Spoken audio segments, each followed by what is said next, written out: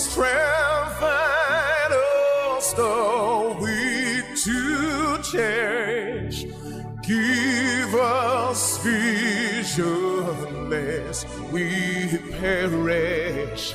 Knowledge sent us, Heavenly Father, grant true wisdom from above. Justice, truth be us forever, Jamaica land we love. Jamaica, Jamaica, Jamaica land we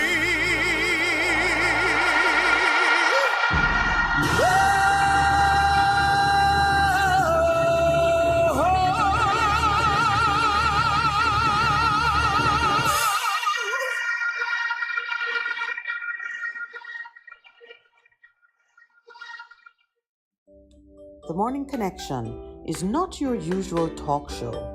We aim to stimulate discussion and chart new paths to self-empowerment. So please join us, Minett and Percy, on The Morning Connection, Mondays to Thursdays, 6 a.m. to 10 a.m. on Bess100. The station with the best music. Best music. I love the music. Best music. Let I listen to Bess FM. 1, 2, 3.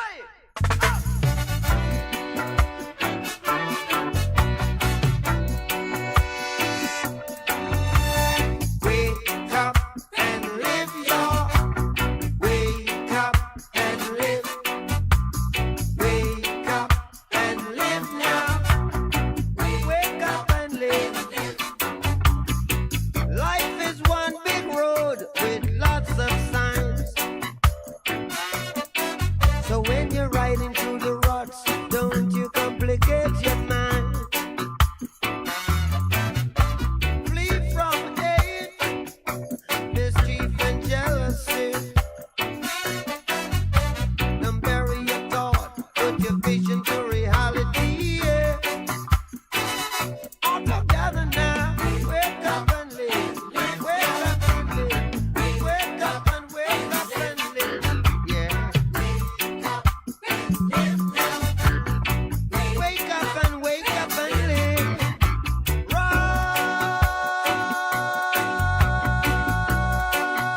Rise, ye mighty people. Yeah. There's work to be done, so let's do it a little by little. Rise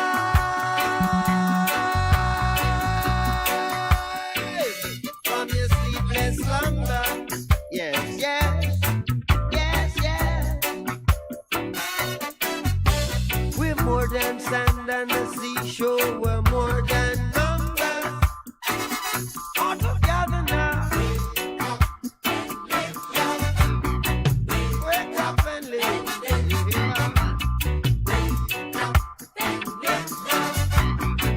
Wake up and live now. You see one cocoa full of basket. Already you still live big today. Tomorrow you're buried in the casket.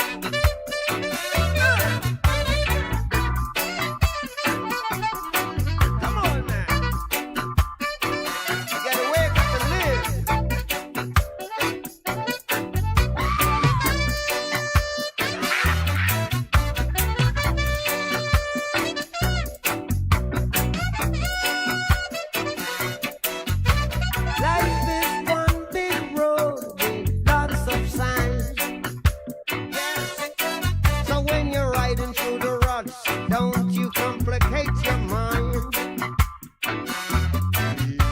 Flee from hate, mischief and jealousy.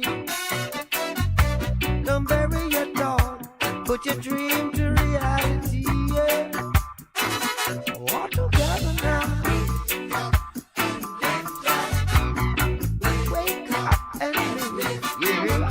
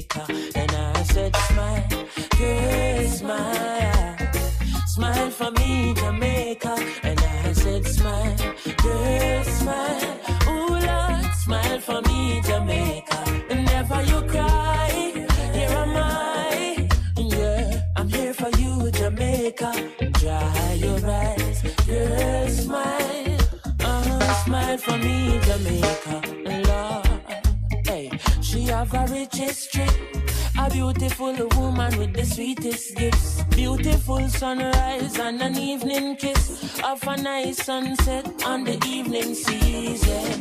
But she tell me, say she tired of the exploit and the liars. She give them reggae, give them beaches, give them flowers and the ferns. All she got is abuse in return. But I say, don't you worry yourself, mama. Hey, Chronix is here to your help, mama. Ooh, I said, no worry yourself, mommy. One thing me I beg you do for me. And I say smile, girl smile. Smile for me Jamaica. And I said smile, girl smile. Hey, smile for me Jamaica. Never you cry, here am I. Girl, I'm here for you Jamaica. What must I try? Oh my, I done read them. How you give them bob with a different stepping? How you give them bolt, nobody can run left him, boy. But see ya, them must see things say you're out of ideas. You give them art and sweet literature. You gonna make the world see the better picture. I said no worry yourself, mama. Chronix is here to your help, mama. Hey, I said no worry yourself, mommy. One thing me I beg you do. And I said smile, yeah, smile, boy. Smile for me, Jamaica. And I said smile, girl, smile, wah, wah, wah, wah, wah. For me, Jamaica. Never you cry, here am I, whoa. For me, Jamaica. And I said smile, boy.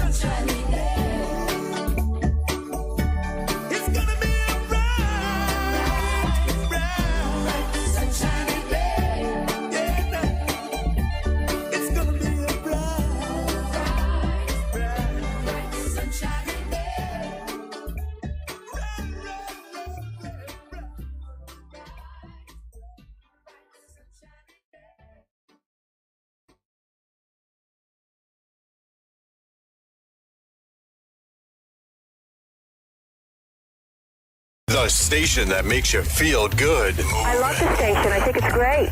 My station. Moving. My station. Moving. Keep it right here. Keep it right here. Bess FM. Keep listening.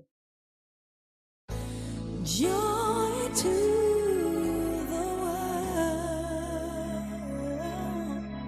The Lord is come. Let her receive her King.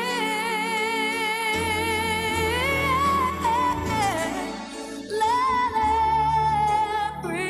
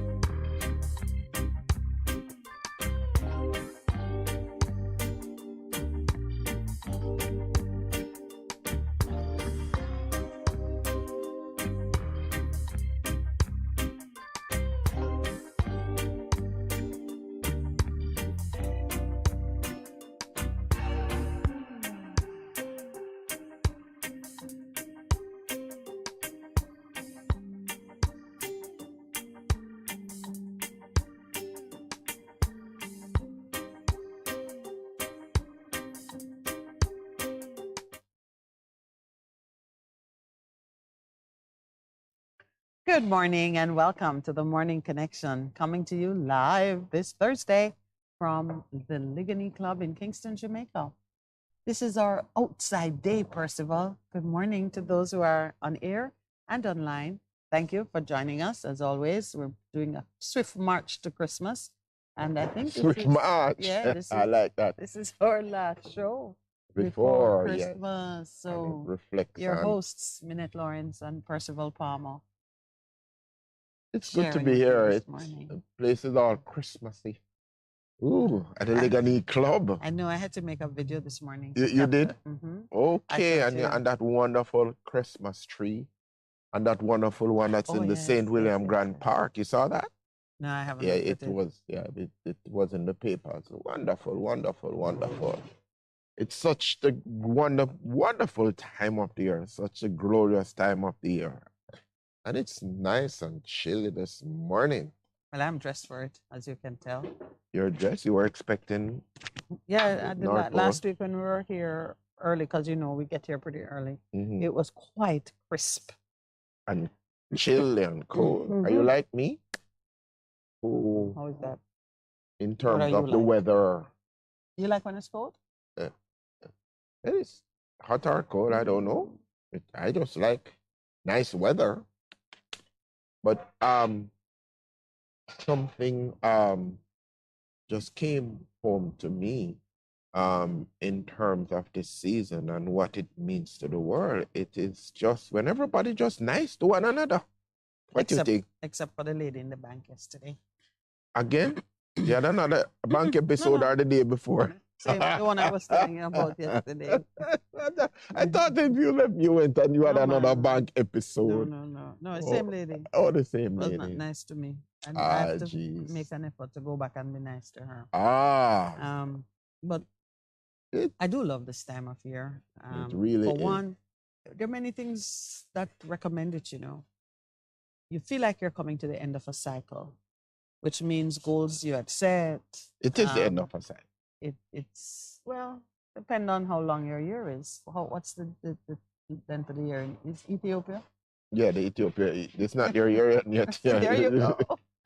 And the Chinese New Year don't start until next year. It depends on which There country you you go. are So it in. depends on where you are. Yeah, But for me, this January to December run, Mhm. I feel like, okay, I can close a chapter, open a new chapter, and there's just a sense of satisfaction to accounting for progress. Yeah. And then there's the whole joyfulness that invades the atmosphere. It's so infectious. Whether you like it or not, I just like it. 99% of the people Yes. make an effort. It to really be make in an a effort to celebratory mode. and just to And then this morning now, Lowell was getting some hot revelation on the significance of Christmas. hot revelation. Yeah, recognizing that what we are truly celebrating is the gift of Christ, not his birth. I mean, he could have been born anytime, but the gift and what the gift represented, which resonated very well with me because, you know, Christmas is my favorite time of year because of the joyfulness that people display. But Easter is my absolute favorite religious holiday Okay. because the crucifixion of Or Christ people would say Passover. is my ticket to redemption. Yeah, but I like that, and that is where my mind has been, just the sheer enormity of the gift that we got. And I tell people, same way that we receive that gift, you'll be the gift. You'll be the gift to somebody.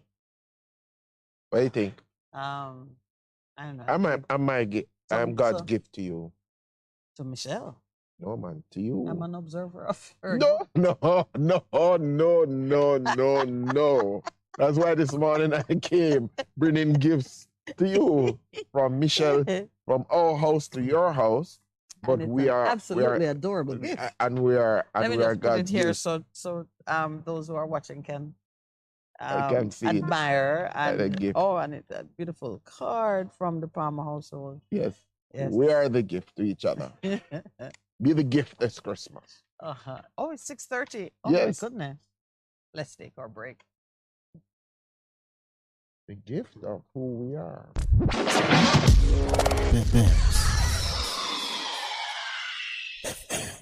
For a better choice in all your electrical supplies, A, authorized 3M dealer and better brand names. B, better service including free island-wide delivery. C, all major credit and debit cards accepted. It's ABC Electrical Sales. Shop number 8, Hagley Park Plaza, Kingston 10. Open Monday to Friday, 8 a.m. to 5 p.m., Saturday, 8 a.m. to 4 p.m. We make your electrical jobs as easy as ABC. Call 754-382-528 or fax 754-3659. ABC Electrical Sales, for a better choice. Vejan Printers for all your printing needs. We specialize in calendars, flyers, brochures, and more. Call us today at 968-7506. That's 968-7506. Or visit us at 4 East Bloomsbury Road, off Hagley Park Road. Vejan Printers, your best choice in printing. Rush to PJ Santa Cruz and freshen up your home for Christmas. Choose from a wide range of drapes, bedding, kitchen and bathroom curtains, mats and other accessories, decorations, lights, household paints, paintbrushes, and much more. Lots of toys for the children. God's richest blessing on your livestock and ground produce. As you purchase feeds, medication, vitamin, fertilizers, seeds, and other items. Yes, farmers, good sales for all the things you bought at PJ's, of course. So this Christmas, spend some of the money at PJ's Santa Cruz. You will have no regrets. What should a taxi service do for you? On-Time Taxi Service is more than just a ride to the other side of town. They offer clean and spacious vehicles, reliable service, and promise to always look out for their customers. They'll come when you call and take you where you want to go on time.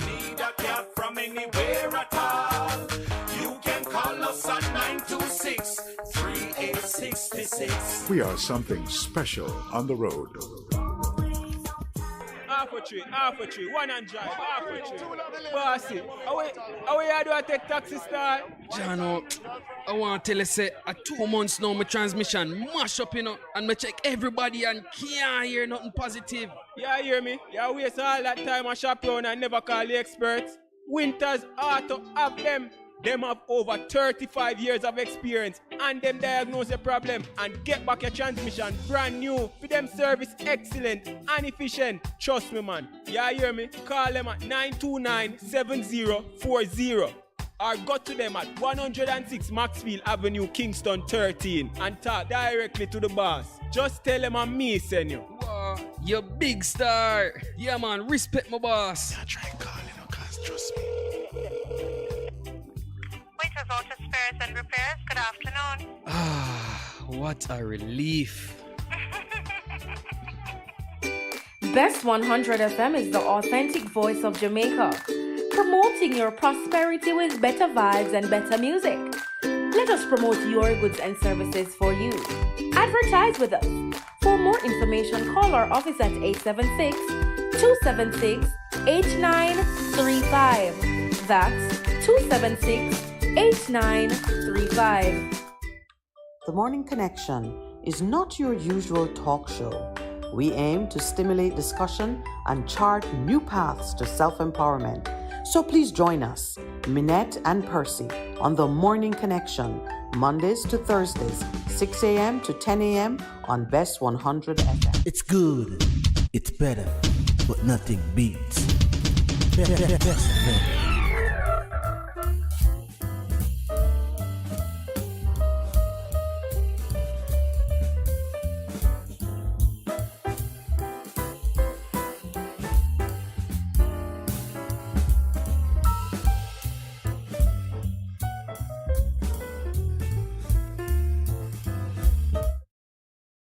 My head. Good morning and welcome back. Oh my God, I'm great. Oh Lord. Yes, it is Free Flowing Thursday, so we'll return and Percy will be laughing uproariously and you will never know why. Because it cannot be said on any public airway. No, it cannot be said. But people, some of the conversations that we have off air. You're gonna incite people now to come and listen to the back room chat. Come on, look, like a fly on the wall, you know. I was a fly on the wall when Minett and Percival were having this conversation. We have had many conversations.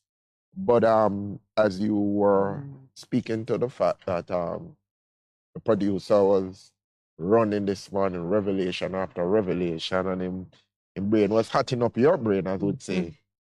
The gift. Yeah, The gift. celebrating. The It's gift. really the gift that we celebrate. The gift. The fact of the gift. Yes. And what the implications were for us as humanity. Yeah. I brought a picture of a friend to share with you. And let me just fold it up. See if I can. I'll share it with you in a moment. But Earl Anderson was an engineer that worked with the Carousel family, coming down to us from the days of hotel and through the companies, the telecoms businesses that Mr. Neil owned and operated for the time that he did. And Earl died on the 24th of July this year. A memorial service for him was held yesterday. That's a long time. Yes, he it's a died long in time. July. July. So what August, September, October, November. 6 4 months. months. 6 months. 4 Well, months, yeah. He died July. 24th 5 of months. July. 5 I was months. counting from August. Yeah. Is it August him died? No, he died in July, but Okay. in terms of a month, and it was late July. Mm-hmm.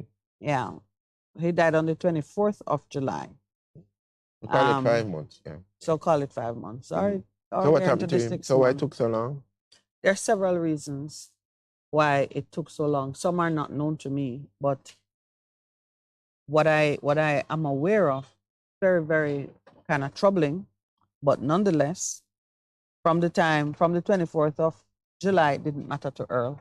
What transpired Oh my Lord. concerning his remains didn't matter. But honor is something that transcends the lifespan of an individual.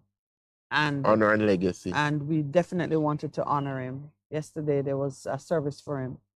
So you guys went after you then? We went, yes, we did so many things because one of our sisters had she was doing a treat at the outpatient department of Kingston Public Hospital. One of your sisters? Yeah, this is not my blood sister. No, me have sister like you have.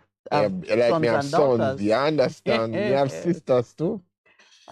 Let me tell you, this lady, and I just say a good morning to Miss Sharon Peterkin.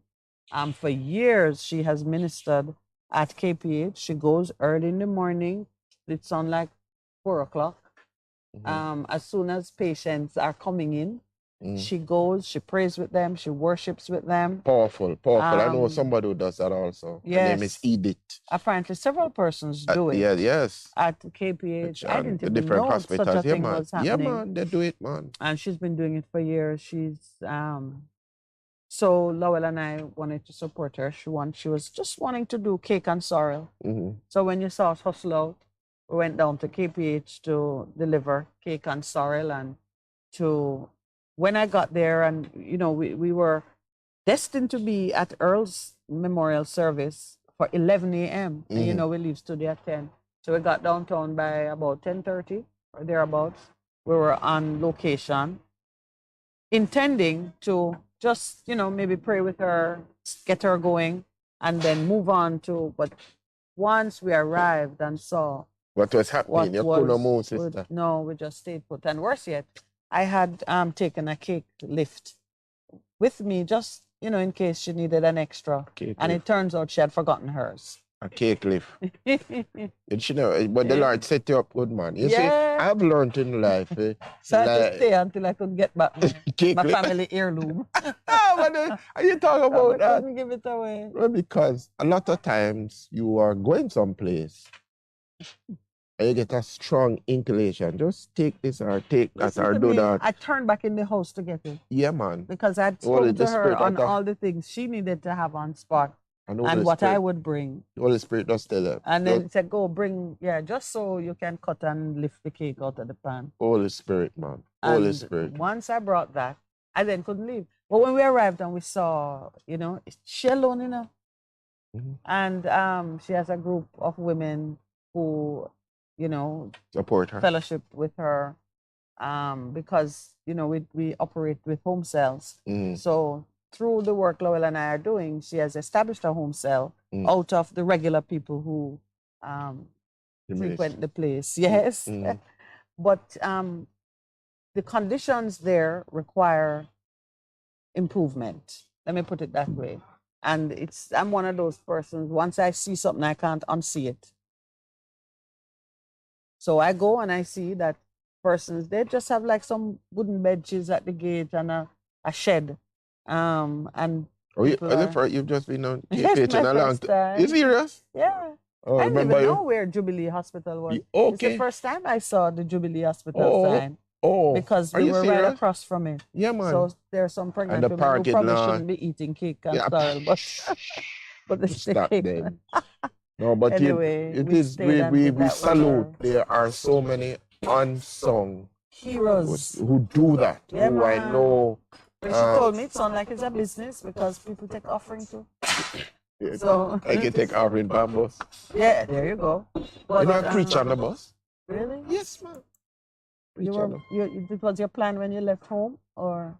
Yeah, some of the times there was when you're young and Fired up. Yes, do it, preach on the bus. And they said what? People You're going to be made a decisions. pastor. I never know that. You weren't a pastor at I was the the time. pastor. No young fire for the Lord. Yeah. Up on the bus, preach and share the goodness. And people said, thank you. A couple of instances it has happened, and people said, thanks very much. You don't know what was happening to me, and just the word of encouragement. Because yeah, you have different preachers on the buses anyway. Some of them is hellfire. You were a salvation preacher. Yeah, no, but and also when I preach, I encourage people. You see something, you encourage people.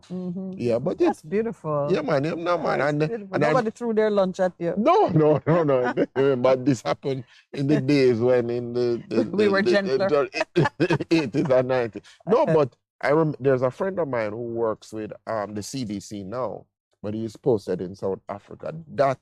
And he went to George's. That was his frequent thing in his uniform. So we're talking high school. Yeah, man.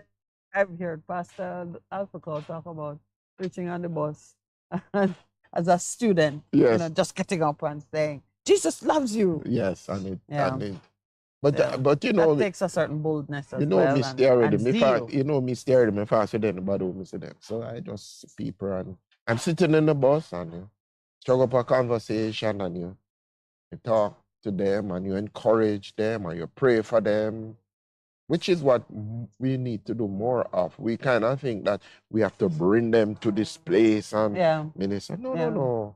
Just share and encourage people. And this happened like 2 weeks ago. My son said, Daddy, can you pick up my police record? Now, the police record department, if you go down on King Street, you always see these people. King Street or Duke Street? Duke Street. Okay. Duke Street. You always see this crowd of people say, what's happening? The more them say, people need police records. It's everybody. But now what they've done, you go there and you apply for it, but you collect it at the police officers club. He says, can you pick it up? I said, all right, man. So I left studio today, went up there. When I was going up, I saw this lady hobbling along, coming up the road, and I said, okay. I never paid any attention. When I reached up there and we collected our police record at the same time. And I remember seeing her hobbling, and I said, do you want to ride down? She said, yes. And I gave her a ride down from police officers club. In the space between police officers club and going on to Halfway Tree is not as significant. You know, in that 5-minute ride. The Holy Spirit convicted her heart? Yes. Okay. And I encouraged her. I gave her my name, and she said, you don't know what it just did for me. And did she follow up? Yeah, and I gave her my number and thing, and she said, yeah, Pastor. And she called me afterwards. But in those instances, some people say you're brave, but I follow the Holy Spirit. I follow the Holy Spirit. I follow the Holy Spirit. When you understand it and you're living and breathing it, you don't need much time. It's like making a kid. Yeah. It's like making a Get you with that Making a kid? Hear him first. Yeah. Like what? Making a kid? I said, what's your understanding? You don't need much time. No, people, I tell you, say no. That's why I love her so. Jesus have mercy. Pastor said, yeah. What is she talking about? It's free-flowing Thursday. No, We're but flowing freely. No, I mean, I'm just saying that but in that because it's instant, not what you do, it's what the Holy Spirit does. Your obedience is just the decision to say, you don't know what happened. God loves you. Yeah, and what are you doing with your life? I'm just reflecting on her, and in the jeez, and she was saying, you know, Pastor is a quick draw conversionist. No, she says, boy, yeah, wow. Tithing, man, you only need to be obedient. That's all God. Stop fretting about. How is it gonna happen? I tell people all of the time what God invites us to do if we walk in His presence. Live in His presence. It's just being obedient, to be led by the Spirit in it. And we have often said on this program that worship is about service and the work you do every day. Yeah. So I worship God that way. But I know that lady was just so elated. And so ready. Yeah, so elated, and it was in an instant. Well, you are, and I mean, that's recently. So you've been practicing your craft for 1,000 years now. Not 1,000 years. No, not 199. For a long time. But but I'm just saying that those who hear you speak and may wonder, how does that really work? The truth of it is practice does make perfect. Yeah. You keep doing it, God gives you faith. the word. That's how faith works. Holy Spirit use you. Yeah, that's how and faith then works. He does the rest. Yeah. He does the rest. I'm always reminded of the Apostle Paul saying that it's not his persuasive language or eloquent speech, or it's far from it. It's the Holy Spirit that does the work. And I mean, to hear him describe himself and others describe him, he was an unremarkable looking man. Seemed like he was short and bow-legged. Yes. Had bad squinty eyes. And all of them kind of things. And in those days, many people had bad teeth. Yeah. Can you imagine? Yeah, it seems like he was not much to look at. Not some of the pastors who are so debonair and they dress, and if you're not looking at them, you're looking at their shoes. Hey, I think there must be a special factory that shoes for policemen and pastors. They're extra shiny. They're covered with, crystals or diamantes or whatever it is. Yeah. That like diamond encrusted shoes. Hallelujah. The toes are super pointy. Oh my! I mean, I tell you, I see those shoes, and most times the shoes and the fabric of the garment, perfect match. So I'm like, whoa! I mean, even women can get that done. Pastors and policemen have fantastic wardrobes. Well, I don't have a fantastic wardrobe.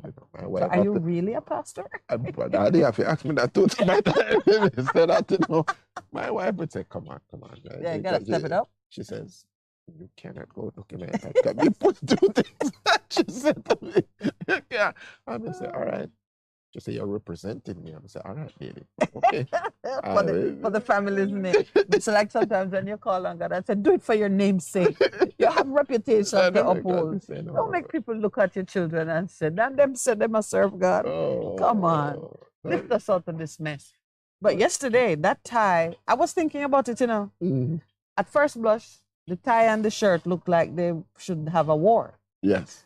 And then I kept looking at it some more, and there are some designers that specialize in that kind of mismatch. Yeah. That works. House of Prada is one of them. Okay. And I mean, of outrageous looking clothes that cost a lot of money. Ooh. They're at the top of the line. Prada. Wow. I mean, they'd have some things that look like they're coming out of. I know you're talking. Yeah, it would be your judging clothes. And even the way they hang, it just look. Anyway, you had a Prada look going. Oh, wow. And I wasn't thinking about that. Yeah, I kept looking at it and saying, but you know what? There's in that plaid, there's the red that matches Rudolph, and there's a little thing. Yeah. Hey, it can work. I was just thinking about it. I said, you know what? Man is styling. So, Michelle, give Percy's creativity a chance to flourish. No, but it can deliver some unique looks. I was just thinking, though, but your friend and what she does, and all of those people who give up themselves. Yeah. Just to enhance, just to bring hope And you know and that lady cheer. is a chef.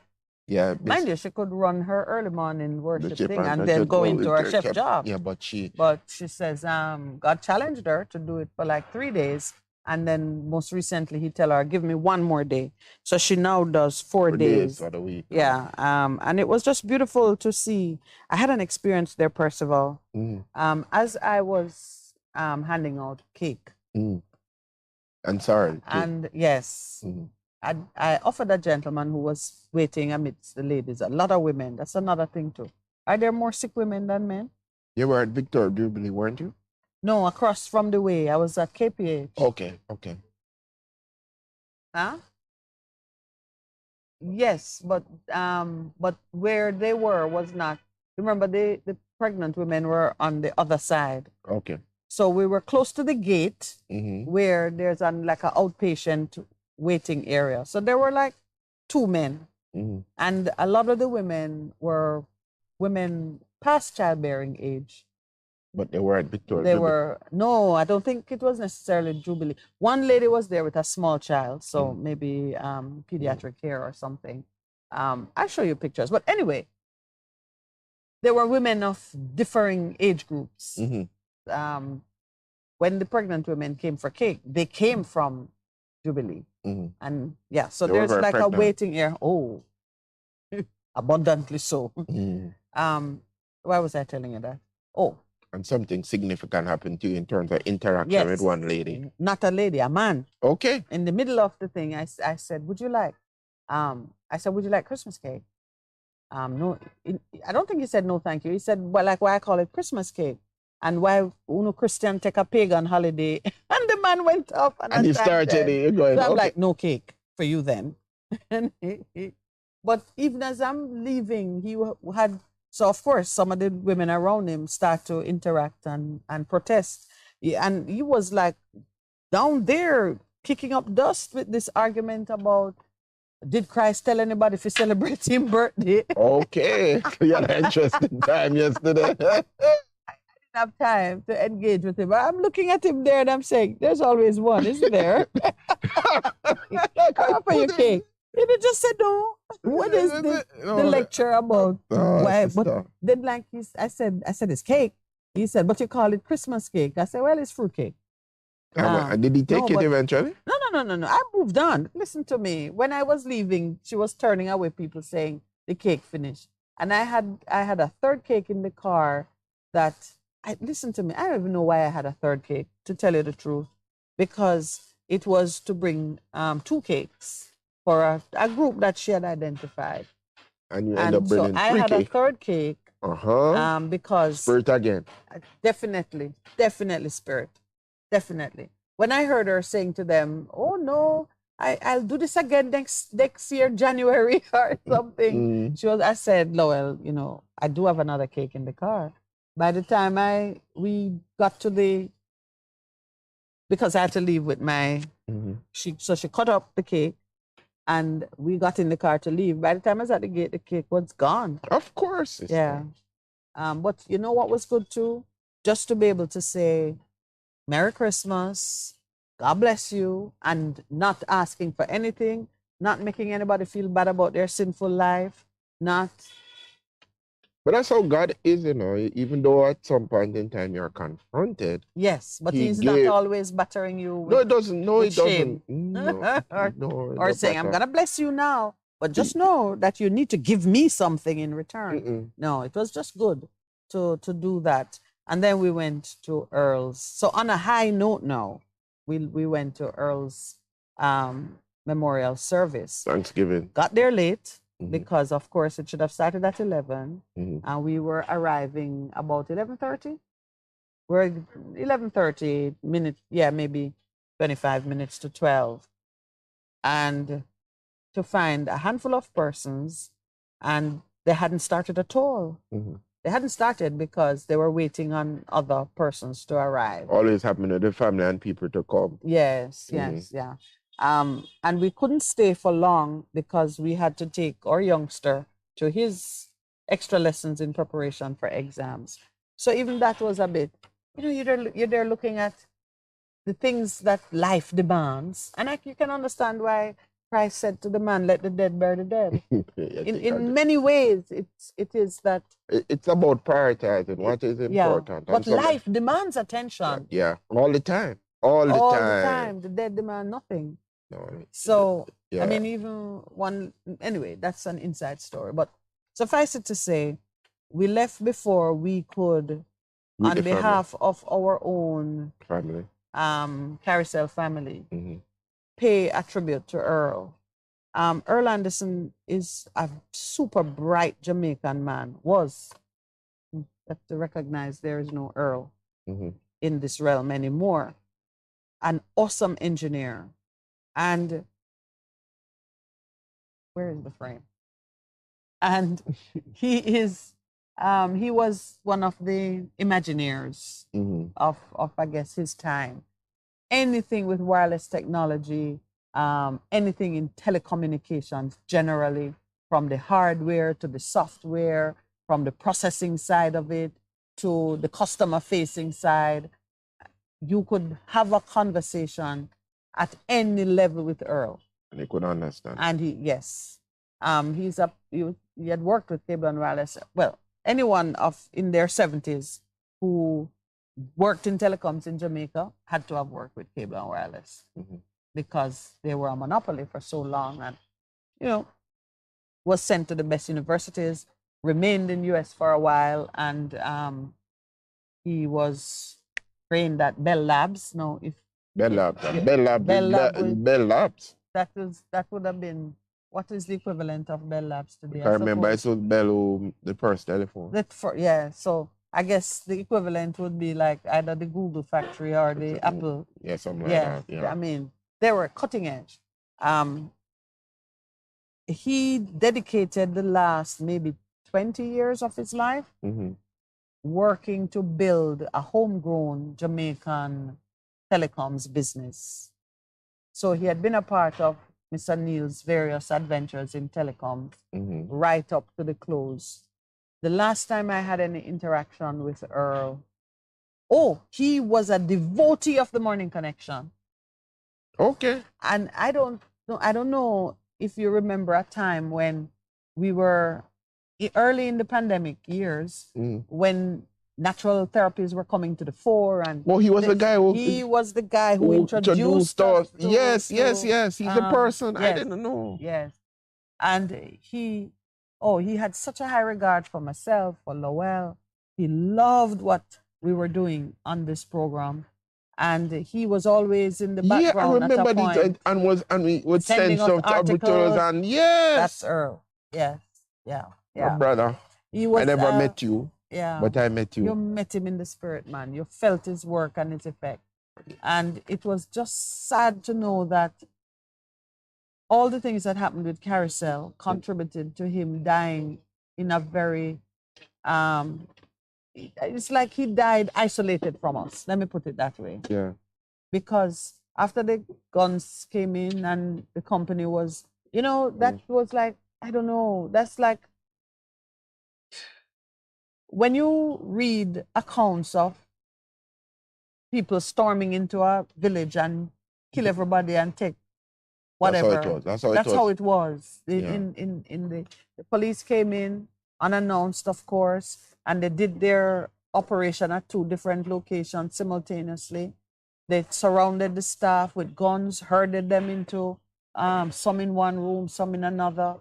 Persons who wanted to use the bathroom had to either go under police guard or not go at all. 1 or 2 persons were diabetic, needed to eat at a certain time. It was a fight, they said, for food to be purchased for them. And then in the end, it was another supervised police escort activity. In a day that happened? One day? In one day, they kept them there, whatever time, them like early morning, something.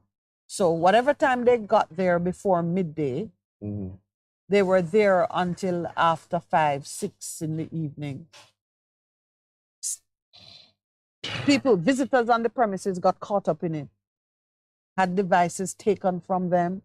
And in all of that melee, we lost track of each other. We should have a Carousel Survivors Club. And it is 7 o'clock? Let's take our break. When we come back, we're going to talk a little bit more about some of these traumatic things that happen in our nation. And Earl is a victim of that. He died, no insurance, no work. He ended up in like a nursing home. He took sick there and they sent him to the hospital and he died. Many of us didn't even know. But this other guy was always checking this out. I remember there. Yes. Worked for government too. E-government, part of the e-government strategy, his creation. Let's take our break. We'll be right back. You're simply the best. Better than all the rest. Better than anyone. Anyone I ever met. You're simply the best. Bess FM-100 on your dial. Keep listening. As efforts continue to enable more children with disabilities to realize their full potential and improve their abilities to contribute to national development, steps are being taken to introduce special textbooks in schools that will allow children with disabilities to learn alongside their able-bodied counterparts. Education specialist at UNICEF Jamaica, Dr. Rebecca Tortello, was recently a guest on JIS Radio's online discussion program Studio 58A and outlined for host Vaughn Davis how the textbooks will work. We bring you an excerpt of their conversation. We have a really exciting new opportunity with a program called the Accessible Digital Textbook Program, where Jamaica is the first English-speaking island in the region, and this is a partnership with UNICEF and the Eleva Foundation. So this is going to take ministry-approved content and make the content fully accessible for children with and without disability, so that in one classroom, if it were mixed ability, you could have everybody learning from the same text at the same time or the same material at the same time. So basically that means that the colors are specifically chosen to be relevant or helpful to people who might have be colorblind or might have vision issues. There's voiceover. The voiceover is not just what's on the page, but also describing the images on the page. It's not just the text. There's activities embedded.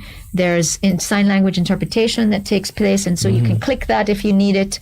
And you progress. It's digital, so it can be downloaded and accessed offline. So you don't always have to have Wi-Fi at every time that you want to access the books. And we're using the Literacy 1, 2, 3 series, which is content that is tied to subject matter topics that are covered in grades 1, 2, and 3. And this is also important because you are able to stop the book. You can go back and replay the book. So if you're a person who learns at a different pace than other people in your class, then the book also is helpful for you. This type of book would also be helpful for you. And so we've piloted and we've done 2 of 12, and we're hoping to do the next 10 in this coming year, now that we've worked out how to do it. And we have a great technical working group of teachers who teach across the island to various different children with various different abilities. We're excited to see where it's going to go, and the publishing industry has been very positive in their reception of it, because in other countries too, they're saying this is the way publishing needs to go. Education specialist at UNICEF Jamaica, Dr. Rebecca Tortello, speaking with host Vaughn Davis on JIS Radio's online discussion program, Studio 58A. Catch the full interview on JIS Facebook page. Don't forget to like, subscribe, and share.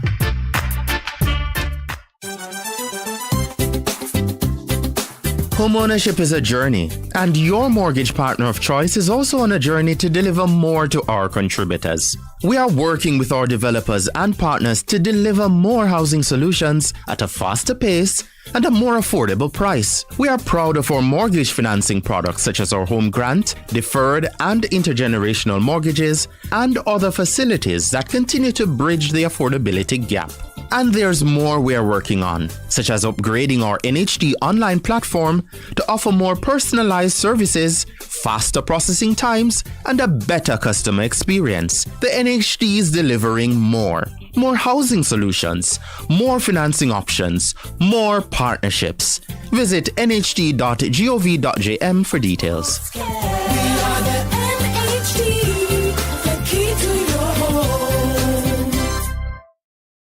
Lord, Keisha, you hear about the little girl we get shot in the community last week? What do you mean? I'm here say things are gonna get even crazy, I know, cause them boy they smuggling some new gun the other day. If me could have said something without bad man hear about me name, me would have talked with me know a long time, you know. Cause for them foolishness always come back for hurt the innocent people in the community. But you know, say, them have one program where you can actually give information to the police secretly, you know. Customs join up with Crime Stop and start one campaign named Tell Us. So people can give tips and nobody nothing know say them. Them all give out money if the reward lead to an arrest or them can find the gun them. Boy, honestly, me kind of afraid, you know. But things can't continue, so. Me ready to tell them when me know. You're right. We have to put a stop to it. The Jamaica Customs Agency wants you to tell us what you know. Call Crime Stop at 311 to share information about illegal guns and other contraband coming through our borders. The Jamaica Customs Agency, country above self. A production of the Jamaica Information Service, the voice of Jamaica.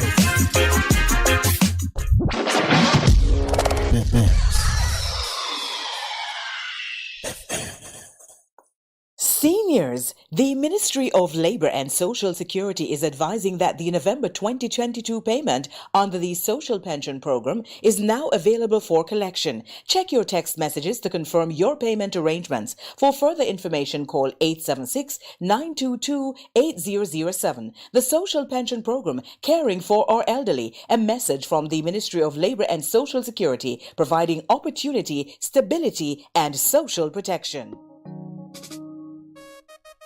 There will be days when you're too tired to move, to drive, but you think you have to because your vehicle won't wash itself, right? But no, you don't have to visit a car wash. 123 Mobile Car Wash will come straight to you. Yes, you heard right. 123 Mobile Car Wash is offering services in Kingston and St. Andrew and St. Catherine. We shampoo and detail cars, trucks, offices, and more. No job too small. Call us at 876-631-3400. 123 Mobile Car Wash. We come to you. Do you need reliable health care? We have it! Yes, we do! Great George Street Pharmacy. Shop number 897 Great George Street, Savannah, Lamar, Westmoreland. Opening hours, Mondays to Saturdays, 8:30 a.m. to 6 p.m. Call us at 876-603-7372 or WhatsApp us at 876-205-0499.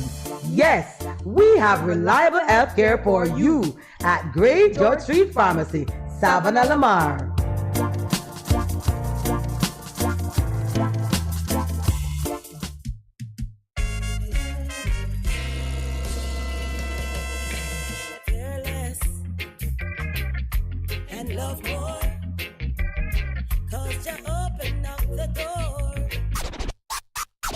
Live, camera, volume.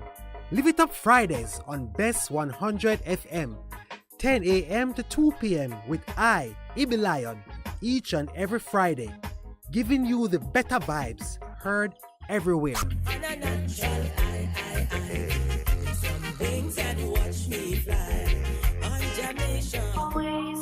What should a taxi service do for you? On-Time Taxi Service is more than just a ride to the other side of town. They offer clean and spacious vehicles, reliable service, and promise to always look out for their customers. They'll come when you call and take you where you want to go on time. From anywhere at all. You can call us at 926-3866. We are something special on the road. Beneficiaries. The PATH payment cycle begins on December 15, 2022. Post offices and payment agencies will deliver payments based on last names up to December 22, 2022. Check the weekend star to find out when and where you should collect. If you miss your date, you must collect on December 23, 2022. For more information, call PATH at 876-922-8007 or visit the ministry's website and Facebook page. PATH, advancing your family, developing Jamaica. A message from the Ministry of Labour and Social Security. The Morning Connection is not your usual talk show. We aim to stimulate discussion and chart new paths to self-empowerment. So please join us, Minett and Percy, on The Morning Connection, Mondays to Thursdays, 6 a.m. to 10 a.m. on Bess100 FM. It's good, it's better, but nothing beats. Best FM.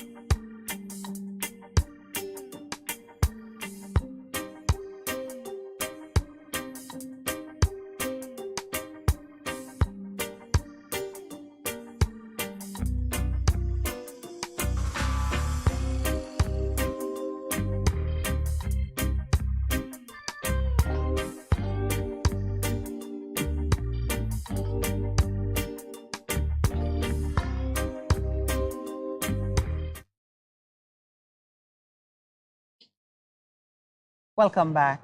We were talking about my friend and colleague, Earl Anderson, who died in July, late July. I have described him as one of the casualties of the carousel. I don't even know what to call it. But in many ways, what happened with carousel, how it was executed by the government, caused such trauma, broke up the family, really.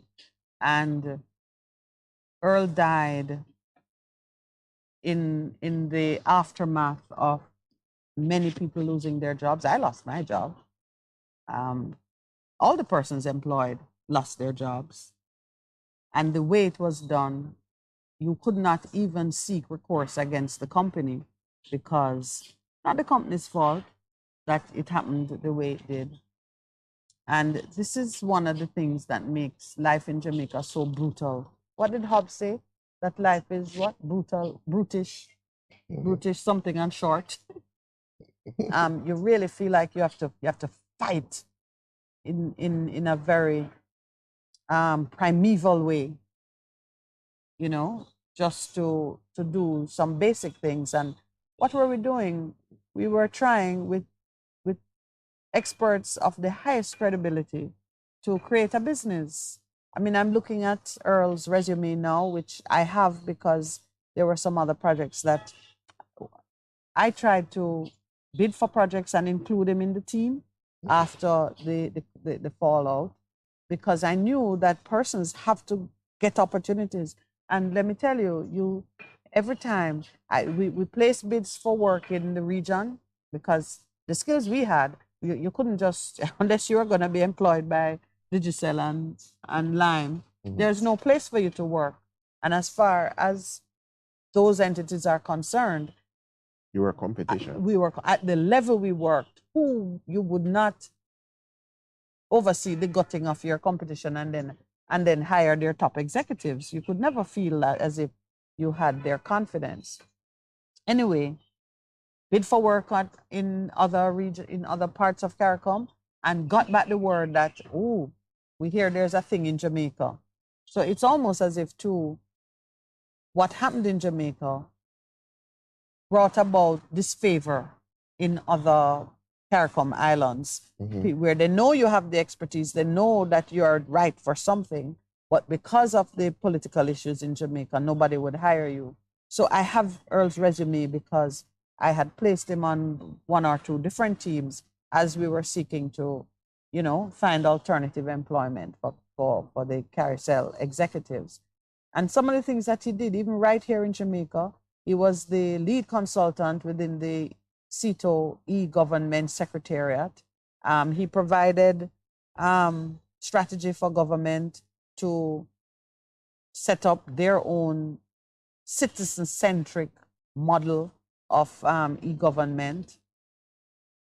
I mean, and e-government is the backbone that you see that is driving all of this digital economy movement. Yes. People don't understand that. Yeah. So you can move, can do almost anything. At the service yesterday, one of the consultants who worked on it said that together they produced a seminal report which has been placed in the never to be read files of the Jamaican government, because it seems to me that while they with doing, you know, the work that they were hired to do, could see how such a system could be implemented, government, though they requested, never really planned to use it, because in one of the tributes, one of the ladies who had worked on the same thing, her tribute said that, you know, they produced a report which has not been used. In fact, like she said, that report has joined the many other reports that could have made a huge difference, could transform the landscape in Jamaica, but there's no political will to do something that would actually work and maybe close off some of the loopholes that we use to carry out corrupt and unwholesome activities. You know, I have a story very close to that, but I won't share it on here. Because I know and I was intimately involved in terms of helping to draft something when somebody was close to me. And then years after, it wasn't implemented. And then, but because of external pressure, they had to go. They had to do it, you know. So I know what they're speaking about, because I do believe that within our country here, we have enough expertise. If given the freedom, absolutely, we could solve our problems. We could solve every single problem that we have. Because on reflection earlier this week, remember Elaine called and said, you know, this drone thing, you know, if the government use it right, remember she was referring to the raid that was done, and then she said, but them run off. All technology is used. Yeah. So I'm looking into the nitty-gritty of his email, and I'm seeing that up to 2016, Earl was served as a member of the 3-person Telecommunications Appeal Tribunal. Up to 2016, he served from 2014 to 2016. And let me tell you, Justice. It was initially chaired by former Chief Justice Zaka. I'm telling you, for all the work you see here, there's like a whole page of assignments that he has done for government of Jamaica. Not a single person. From government? Yeah. Probably never knew it was happening. But that's a part of it too, because after Carousel was ripped apart and people went, you know, it's like if you see refugees, when you see the refugees crossing the border, in some countries, some gone here, some gone there, there's nothing to hold you together. So I was saying to you that frequently you have very powerful, strong bonds with persons that you work for, with whom you work. Always. But if you lose the job, if you retire, whatever causes the end of that relationship, sometimes you don't even see the person again. Okay. Unless you make some special effort or outside of the thing, or you have bonds outside of work. Yes, it's the job that kept you together. And sometimes too, the trauma, the memory of the trauma is so great, you don't even want to be around people who went through that situation with you. So if you don't set up a a survivors group for therapy purpose. Which maybe we need a carousel survivors After group. how long this carousel thing is? What? How many years now? 6 years? 7 years? No, the teardown was in 2020, February 2020. Okay. 21st of February 2020. Okay, so right before the pandemic. The pandemic. Okay. I remember Mr. Neil saying to me that he saw somebody on the street when the lockdown took place in like March. And the person was saying, oh, what a tragedy, how they had to close the business and send everybody home and so on and so forth. And George said, well, welcome to the carousel experience, because that happened with carousel from February. Oh, geez. So by the time the rest of Jamaica was locking down in March, you were the forerunner? We were already there. Yeah. Like for Lowell and myself, it had already been so for us, because from the time the Court of Appeal pronounced, which was from 2018, and we did all the handing over things. We had moved out, so we weren't there when the police came. Okay. We didn't have that experience. We were downtown in the building that we owned before Carousel, and got the message, and we went straight over to SMA to find out what and why, because they all knew what was happening with Carousel, and there was no cause for any police, evidence tape around building and man with gun, and it was something else. Traumatic even to remember it. So Earl died as a casualty of that. Wow. You know the way they say if somebody could get to the hospital on time during COVID, even though it's not COVID them have, a COVID kill them. It's just one of the things that happened. So I'm honoring the memory of my friend. And as I told you, he was a devotee of the Morning Connection. Yeah, we usually see, man, this guy would do. Yeah. Yes, I remember. Montego Earl, I think. Montego Earl, yes. Yeah, Montego Earl. Yes. Montego Earl, we salute you. Salute your contribution, your memory. And to Jamaica. Jamaica has lost a son. Yeah. Long may he be remembered. Hope his legacy lives on. And Earl Brown says, Pastor Palmer, I see you're enjoying your coffee.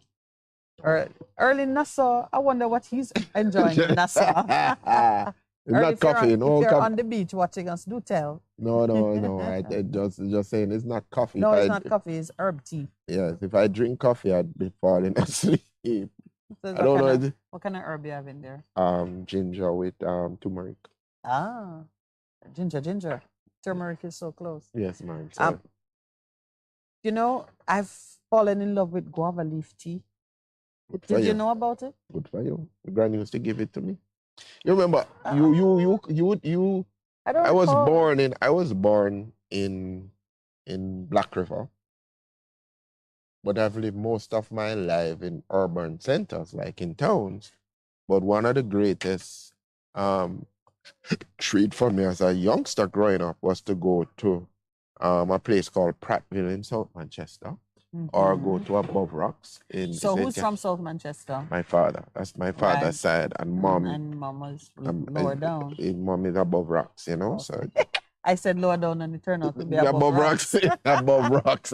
Honestly, they got the place, but a place called you have Crairies Road, and those places are big up to those people living in those places. All right, on the border. Earl Brown showing off now. Earl, we don't like a show off.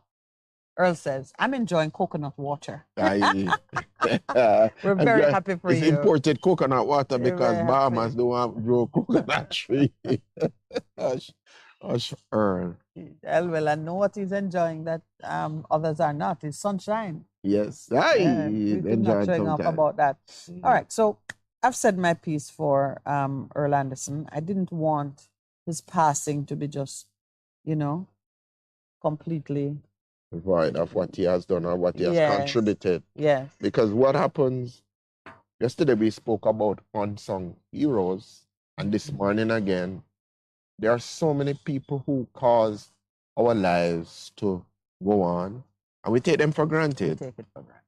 And we must not do that. You you often speak of honor.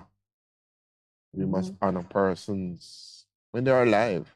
You know, it's as a person who performs a lot of funerals, because I've done a lot of funerals in the month of December. It's interesting what comes out in the eulogy or the remembrance in terms of the person. But what I often check when I do funerals is, who come to the funeral? Is it a wide cross-section of people from the baby on the breast to the older persons? Because it reflects on how the person lived their lives and the impact they have and the kind of a legacy that they have left behind. And you know, I've been done a funeral for somebody who was almost 100, and the church was full. And you saw persons, the youngsters, and the program, you had the youngsters coming and giving tributes. And then you have the older persons who have been peers. And I said, that is a great legacy. I want to share something with you that I'm calling from. You're calling? I'm pulling it from a newspaper report. Typically, when we publish stories of kindness that corporate Jamaica extends to people who are living under some harsh conditions, I have mixed feelings. One, because I think there's some giving that you do privately, and especially where persons are living in some degrading, inhumane conditions. You just want to fix that as quietly as you can, and because that is a shame. It's a reflection on us. On us. Yeah. So I have mixed feelings about it. I know you want to encourage others by showing that these things can be done and others are doing it. But at the same time, I just feel like we should go about quietly fixing the things that need to be fixed and teaching better values. There's a woman in, which parish is it? Where's she from? St. Elizabeth, your parish of birth. There's a woman who had been reduced to living in a fowl coop. Oh, geez. Whatever circumstances of hardship, that's where she lived. It seems we're talking about mental health. Okay. When she was age 16, her family her mother lost a child. A younger brother was killed in a car crash on Christmas Day.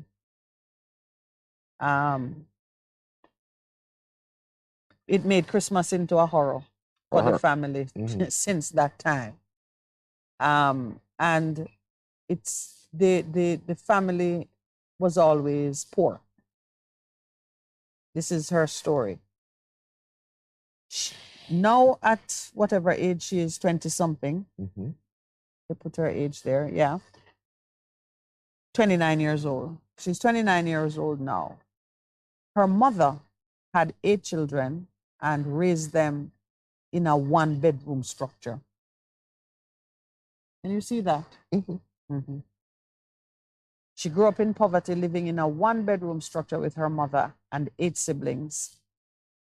She imagined a different life for herself, but at age 29, she's in a fowl coop, a renovated fowl coop, with her 3 children. So what does she do? She's a part-time bartender. Okay. It's a part-time, which I don't know what their other part of her time is used doing. There's not a lot of detail about how she ended up in a refurbished chicken coop, but no doubt it's because it had a roof and she didn't. Yeah. Some of the chicken coops that you see they're making are stately structures, the state of the art, man. But I don't think it's one of those. I don't think it's not one of those. NCB give her $100,000. NCB that make how much $1 billion? Give her $100,000 grant. Grant her a wish, so she fix up her place. What can that fix up? So what is it? That's what that fix up her place. She is trying to build a 1-bedroom. She's trying to build a 1-bedroom house, and she's kind of stuck. And that 100,000, she said, will help her to keep the work going. But the lady is giving thanks and saying that even now, she right now is offering her children more than she got as a child. She had dreamt of a better life for herself and her children. she's sometimes heartbroken that she cannot provide them with better conditions. She has an 11-year-old son and 2 daughters, aged 5 and 3. Sometimes I feel disappointed in myself because my bad decisions are affecting them, she said. They're asking me for things for the holidays, they're asking me for gifts and so forth, but I tell them I'm not sure it can work. But she concludes, even in this situation, they're still getting a better life than what I've been through. She's also celebrating because for the first time since her brother died, her mother has decided to cook Christmas dinner for the family. There's a whole lot of things in that, isn't there? In there, yeah, because I believe we talked about trauma and depression. So it would seem that before, just based on your last statement, Christmas used to be something for them. Father died. Mother said, bring back too much bad, but too much memories. Yeah. I like that. But I think even for that lady, I don't know where she's at. We're in Jamaica. The church community, even though we said she's like Rahab, and we have to reach out and bless that lady. And she's somebody who's deserving of one of those homes. Yes. You know that food for the poor, if she has land, will help to build a structure. Yeah, we met a lady from Food for the Poor a few nights ago. Yeah, who is doing, because I've personally written letters. Lowell some of the things that they're doing. Yeah, man. Yeah. But I mean, in as much as we're reading this, perhaps someone else is reading it and listening. And which parish is she in? St. Elizabeth. Yes. Which is where a lot of our viewers are, and you don't know. There's a number how you can help. Because I was searching for that. If you are eager to help Moya complete her 1-bedroom home, give her a call at 876-293-8930. Where is she in St. Elizabeth? What part? Oxford. St. Elizabeth. So calling out the people who are in St. Elizabeth. When we come back, we're going to give community. you Moya's number again. So get your pen ready. Let's take our 7:30 break.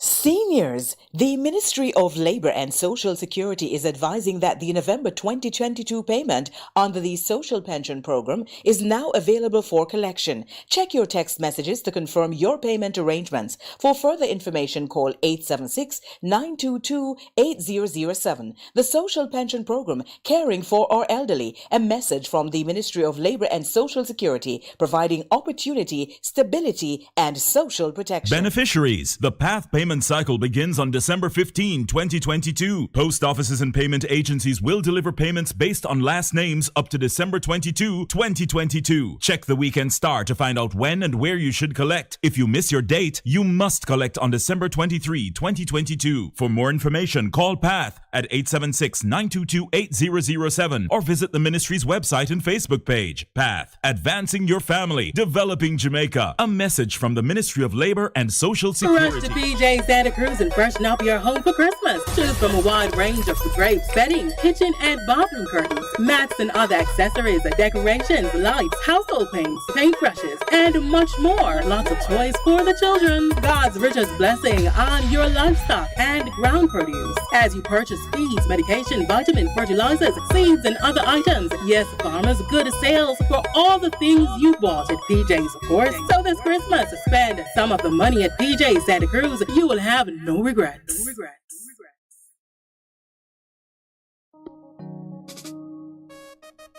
There will be days when you're too tired to move, to drive, but you think you have to because your vehicle won't wash itself, right? But no, you don't have to visit a car wash. 123 Mobile Car Wash will come straight to you. Yes, you heard right. 123 Mobile Car Wash is offering services in Kingston and St. Andrew and St. Catherine. We shampoo and detail cars, trucks, offices, and more. No job too small. Call us at 876-631-3400. 123 Mobile Car Wash. We come to you.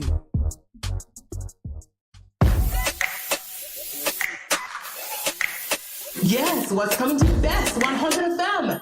It's In the Mix with Nessa and DJ Richie. In the Mix comes on every Monday to Thursday, 10 a.m. to 2 p.m. Join us as we entertain you, inform you, and educate you on everything that will keep you in the mix on Bess100 FM. Come on, our vibes.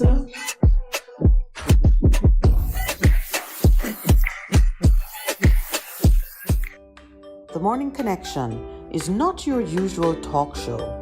We aim to stimulate discussion and chart new paths to self-empowerment. So please join us, Minett and Percy, on The Morning Connection, Mondays to Thursdays, 6 a.m. to 10 a.m. on Bess100 FM. It's good, it's better, but nothing beats. Best FM.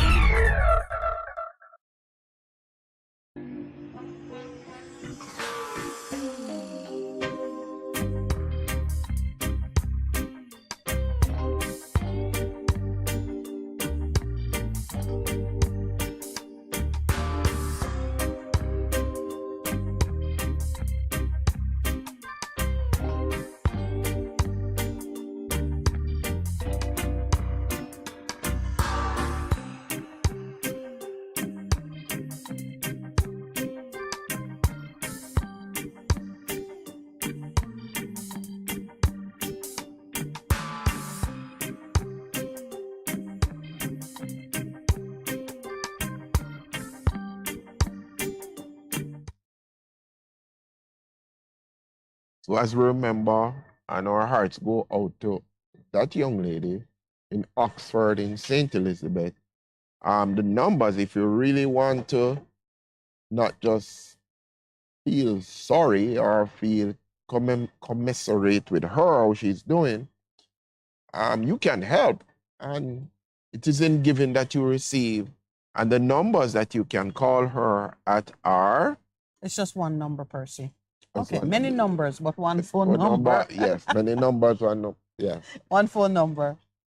293-8930. That's 876-293-8930. Including you, Earl, sitting on the beach, sipping coconut water. You sent me a picture, with him by the coconut tree. So you know it's fresh coconut. So he debunked that thing you said about... there's imported coconut water. Not have no coconut. Yeah. He showed me a tree. You're saying, by Earl, to go to the picture. Earl, you must be better than that, So Earl was in Kenya, Nairobi. And now he's in Bahamas. He went to Ethiopia too. You know that, right? I don't know if he was passing through. Yeah, but So on his way, I want to show you the picture, but on his way from Kenya, he probably would have gone to the Emirates. He would have flown the Emirates, more than likely, Emirates to Dubai, because Dubai is a big connecting city for Africa. You know that, right? Yes. The only reason I'm letting you chatter on about Earl's travel is because I'm trying to find his picture. But it's something that that we give. Yeah, we celebrate our brother Earl because he's living the life. All right, okay. I've mentioned this lady for two reasons. One, $100,000 grant is it's better than nothing, but it would be wonderful if any of these, yes, give her a house, food for the poor, the poor. No, NCB can give her a house too. We shouldn't let them get away with And they'll tell you that they're doing their own corporate responsibility thing. Yeah. Pastor, is your wife affected by this payday drama?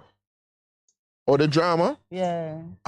No. She waited. They told her they normally get paid on the 15, 16. And it happened. No, they told them that delayed to see what would happen. So it has happened. She's received her pay. Because, and it's beautiful to hear that, because Minister Nigel Clark has reported that only one of the 52 ministries, departments, agencies was awaiting clearance for disbursement of their salaries. Only what? Only one ministry was awaiting. Of 52 ministries, departments, agencies, you know how only one was awaiting clearance for the Accountant General's Department to disburse salaries to the financial institutions. So clearance has been given for everybody. Why they don't get it? They said they never But get one it. of 52, you know, if you ask when. The odd person, not even me who mark hard. No. I think that is an excellent rate.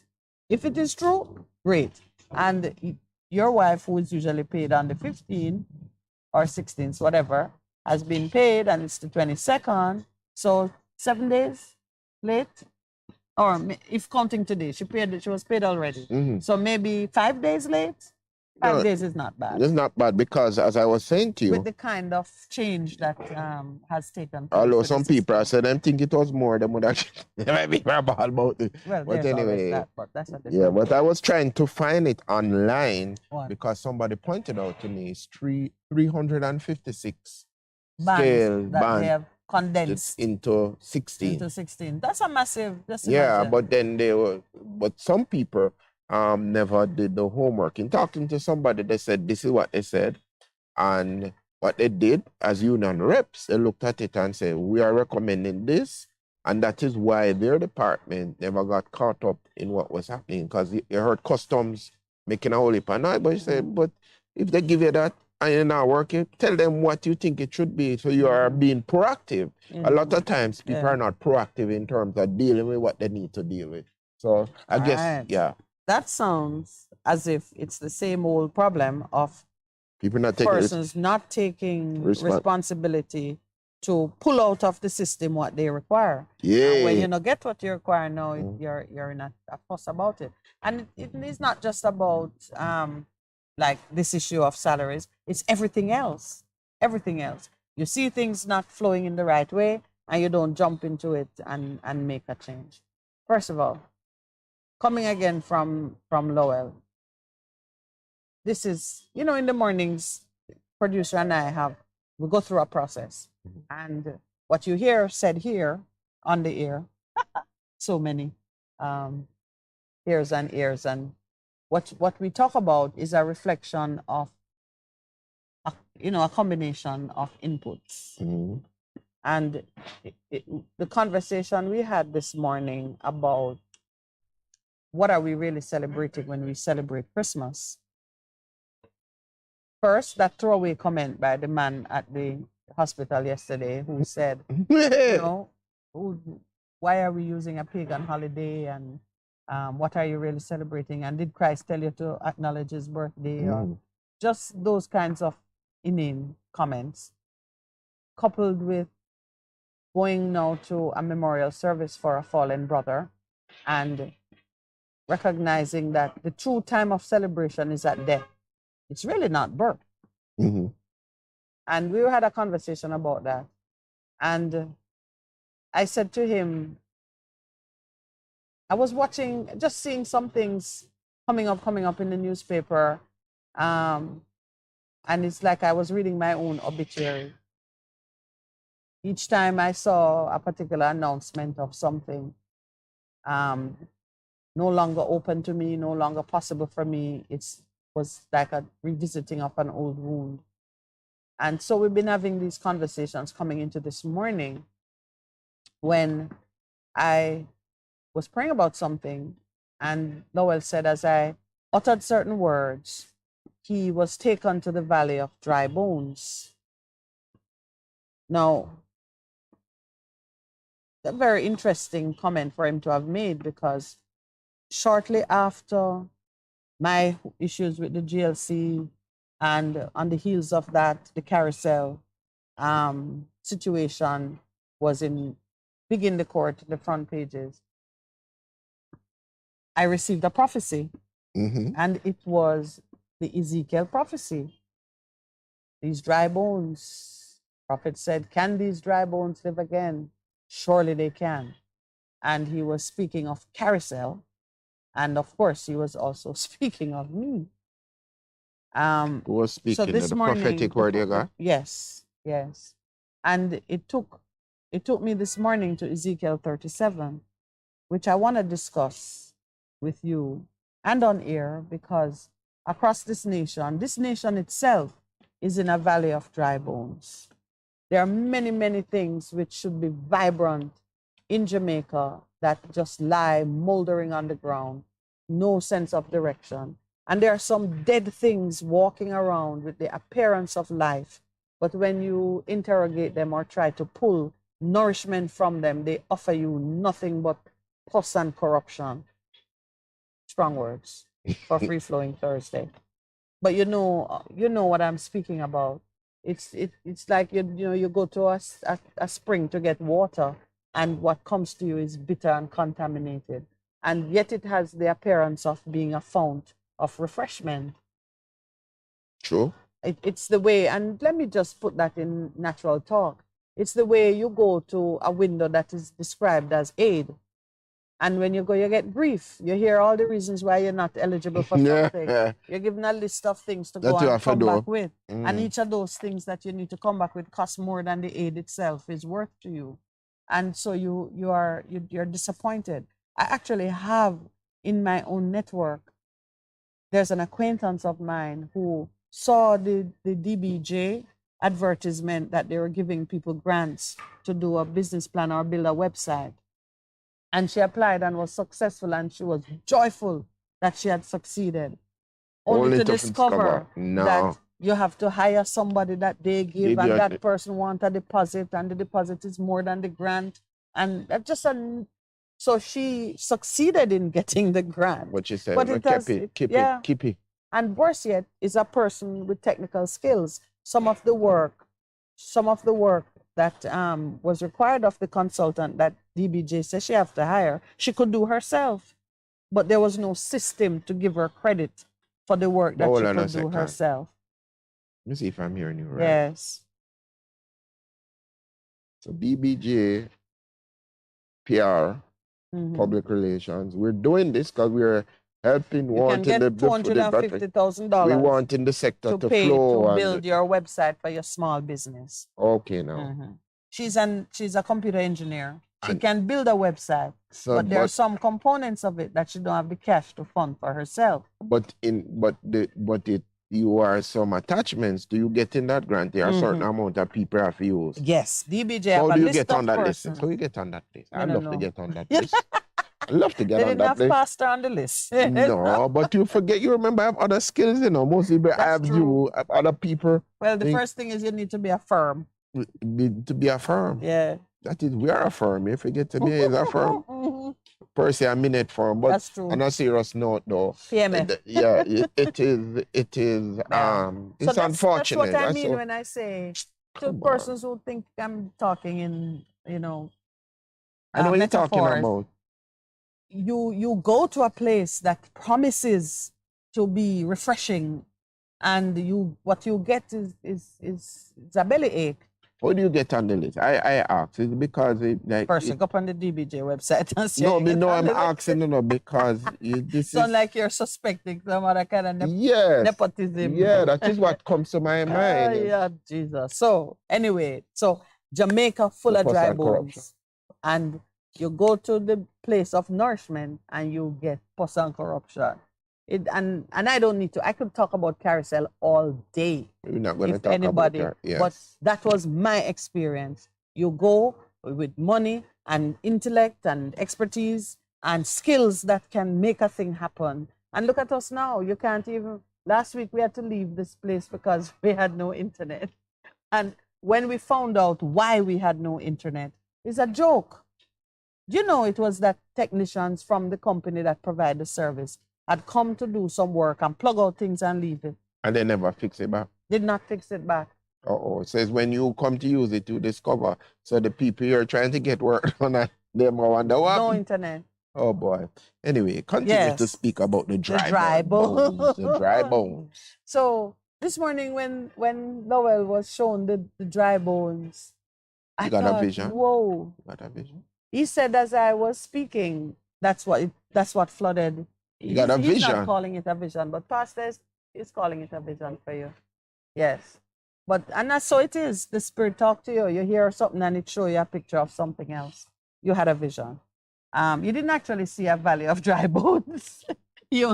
What came to mind was the scripture. So let's talk about. I do have a microphone, so you can share that with us. Come on, tell us what you saw, Lowell. So we had visited. No, I actually saw the equipment sitting at Eastwood Avenue, just gathering rust. You know, the equipment that used to be on the towers and the cabinets and all of that. It's still sitting there? Yeah. Yes, it is. When Yes, the it government is. came with their guns, you know, they Oh, only remember, wanted you know, one the thing thing. is- They were trying to find the brain. Yeah. I mean, listen, a whole lot of equipment sitting down, you know, nothing. Is equipment that Money. can be used? Of course it can be used. Of course. You just go and clean it off. No, you need to remember that we were the first to bring 4G LTE into this country. Okay. And that is a technology that is being used now, because I don't think anybody has gone Nobody to has 5G gone past here yet. that, despite all the noise. So all of that continues to sit here while there are persons throughout this country that cannot get good internet. Yeah. I mean, we have a meeting each week, and there are persons they cannot speak to you on a call, whether it is Zoom or whatever, and you get a good sentence coming out of them. Montego Bay, Hanover, Montego Bay, Westmoreland, Clarendon. I mean, it is crazy. in St. Anne. And forget driving and getting service, because the handover is so crappy. When I say handover, you move from one tower to the next.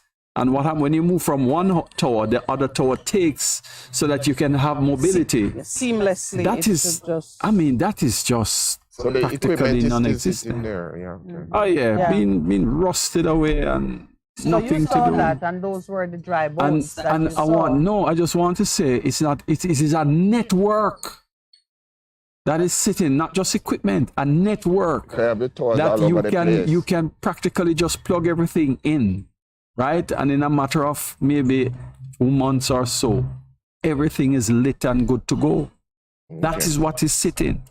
So don't think that it is just random equipment sitting around with nothing to do. Yeah, so people need to understand. So those were the dry bones. Yes, We're those just were carrying the dry allegory bones. further. Yes. So when he said that to me, because it immediately woke up the prophecy, and we're in a season where the supernatural is par for the course. This is the season in which we believe that a 14-year-old girl was visited by an angel, and where the Spirit of God brought about the conception of a child without human agency. And it's also a time of great faith, because this young girl, innocent of the world, said, "Be it unto me according to your will." She embraced it. And I mean, to embrace motherhood at any age is a challenge. I said, you know what? This is a time for dry bones to come alive. And I went back to Ezekiel. And this is Ezekiel chapter 37. So to all the dry bones out there, those of you who know that a dream, you had to pronounce it dead. Every time you looked at it, you could see no signs of life. Everything you did to resuscitate it crashed and cost you. Your heart remains sore and broken over those remains.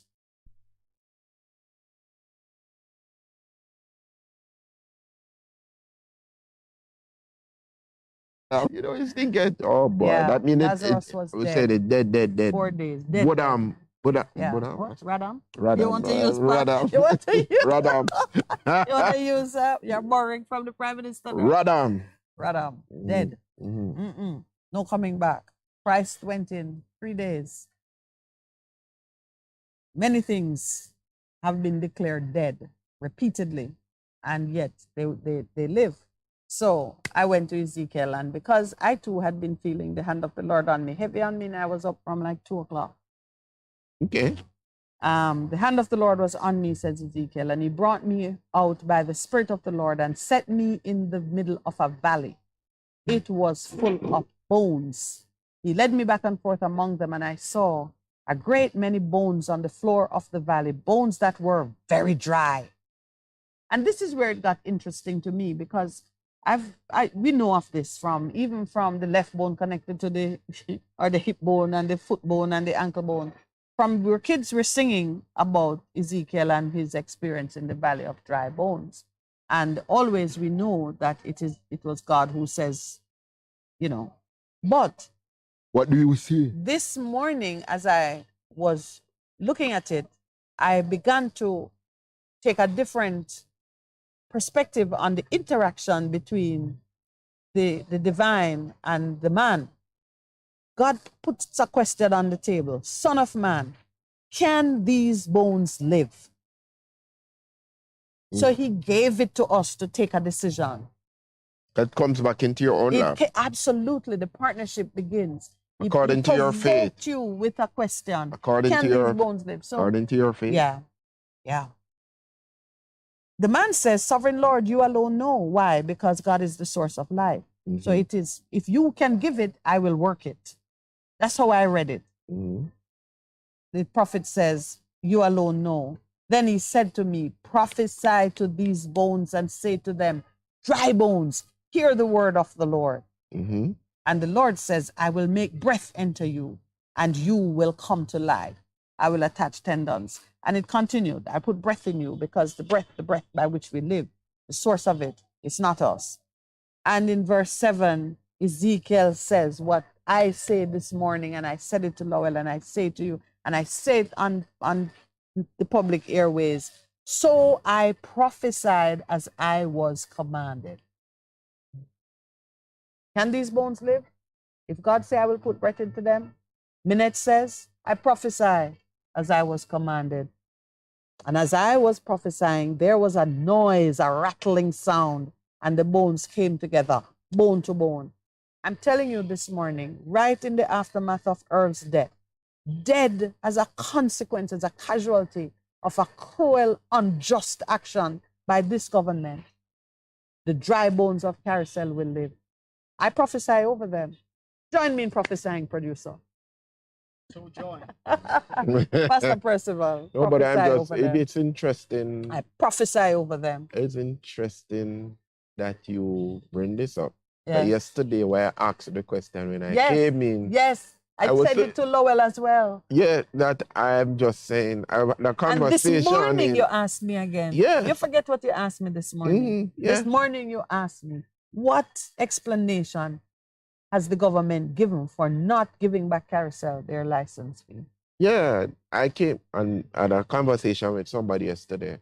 And it's interesting that you're talking about it today. Yeah. But I'm just in agreement with what you have said. Well, we're in a very general way. You don't want to be specific. No, wait, the man you start general, then you go specific as the Lord give you utterance. In terms of, there are a lot of persons out there as you come to the end of 2022 and you have wondered, Lord, what has happened to the things you have spoken, the visions and the dreams that you have given, and I have gone out in faith to do those things. God says, it is not dead. It might seem that it is dead and buried, and it is even stinking, and everybody laughing after you and says, you remember you said this? Indeed, the Lord is beginning to awaken, is beginning to open the doors for you today. I declare over you that the crooked paths become straight, and the Lord will open doors that have been closed, because the time has come for that dream to be fulfilled. And even in regards to that, I don't know what prompted me yesterday to speak to somebody that says, explain to me how this thing works. Why would the government be holding on to the fees that were paid to obtain the license? And I say, I don't understand it, but I will speak.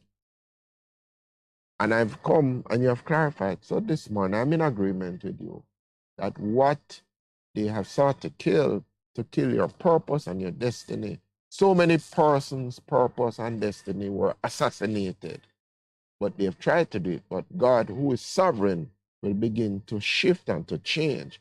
And on this 22nd day of December, we thank you, Father, that you are doing something new and different. You're shifting and bringing it into existence again.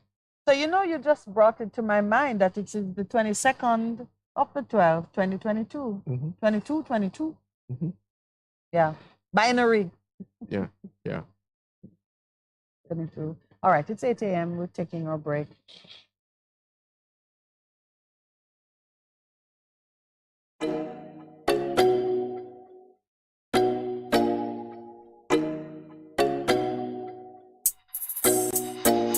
That's the fame. 100.1, 100.3, 100.5, 7 and 9. Yeah.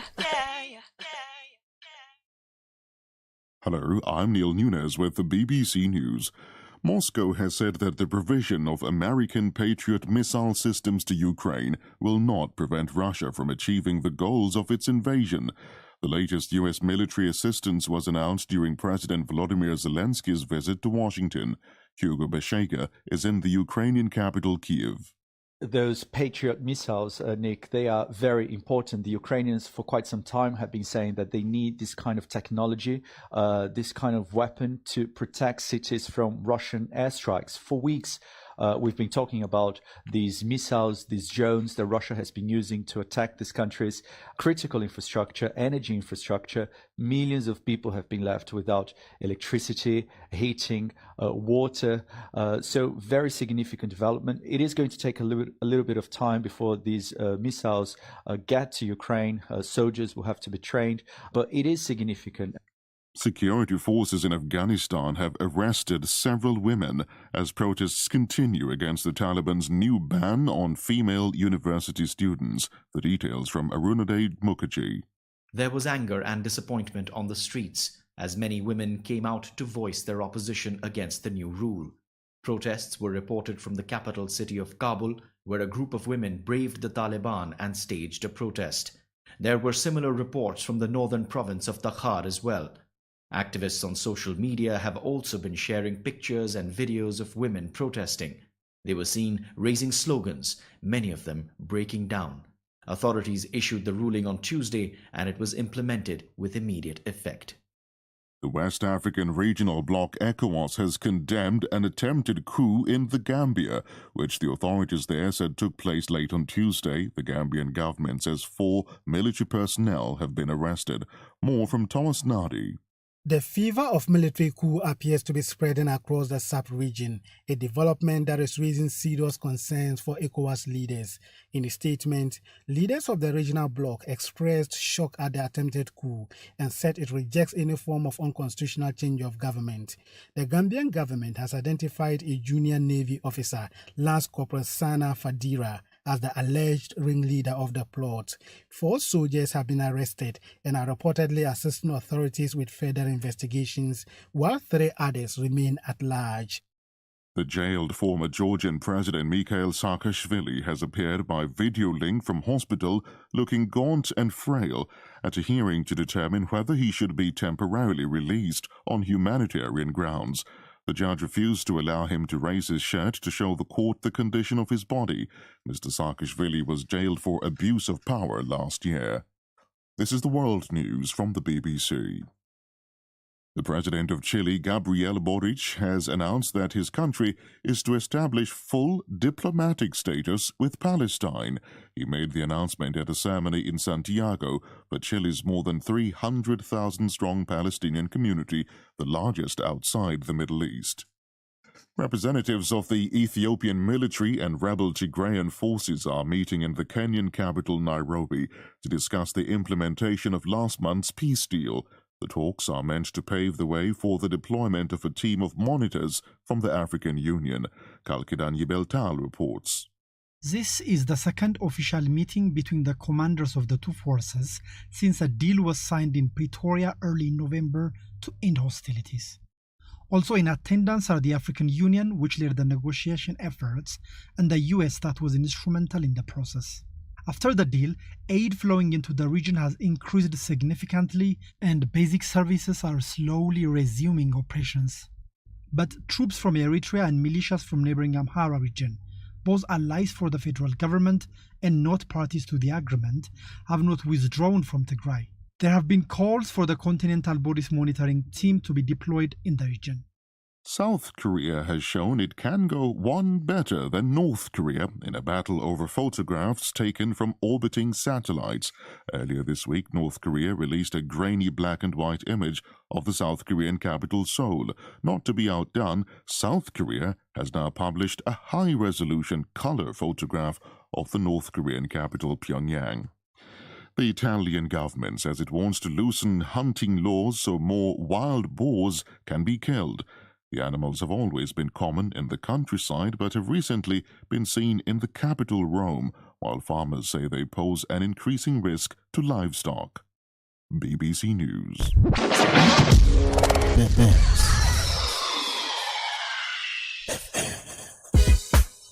Vejan Printers for all your printing needs. We specialize in calendars, flyers, brochures, and more.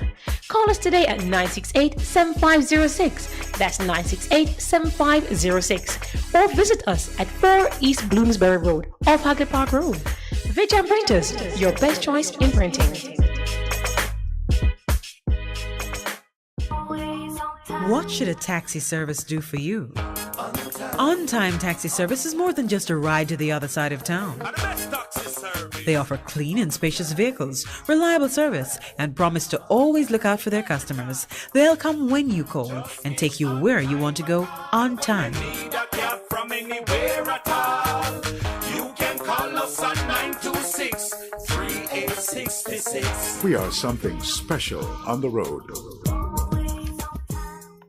Seniors, the Ministry of Labour and Social Security is advising that the November 2022 payment under the Social Pension Programme is now available for collection. Check your text messages to confirm your payment arrangements. For further information, call 876-922-8007. The Social Pension Programme, caring for our elderly. A message from the Ministry of Labour and Social Security, providing opportunity, stability, and social protection.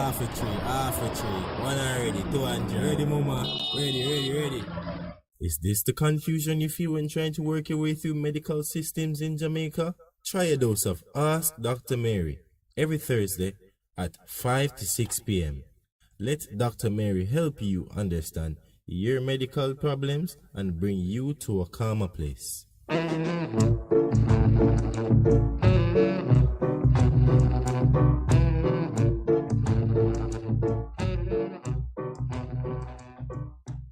Beneficiaries. The PATH payment cycle begins on December 15, 2022. Post offices and payment agencies will deliver payments based on last names up to December 22, 2022. Check the weekend star to find out when and where you should collect. If you miss your date, you must collect on December 23, 2022. For more information, call PATH at 876-922-8007 or visit the ministry's website and Facebook page. PATH, advancing your family, developing Jamaica. A message from the Ministry of Labour and Social Security.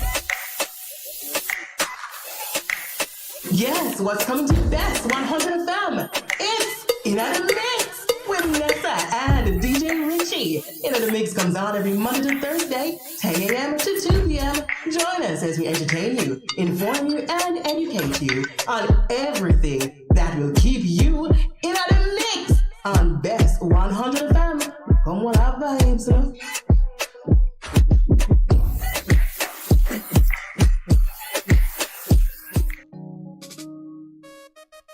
There will be days when you're too tired to move, to drive, but you think you have to because your vehicle won't wash itself, right?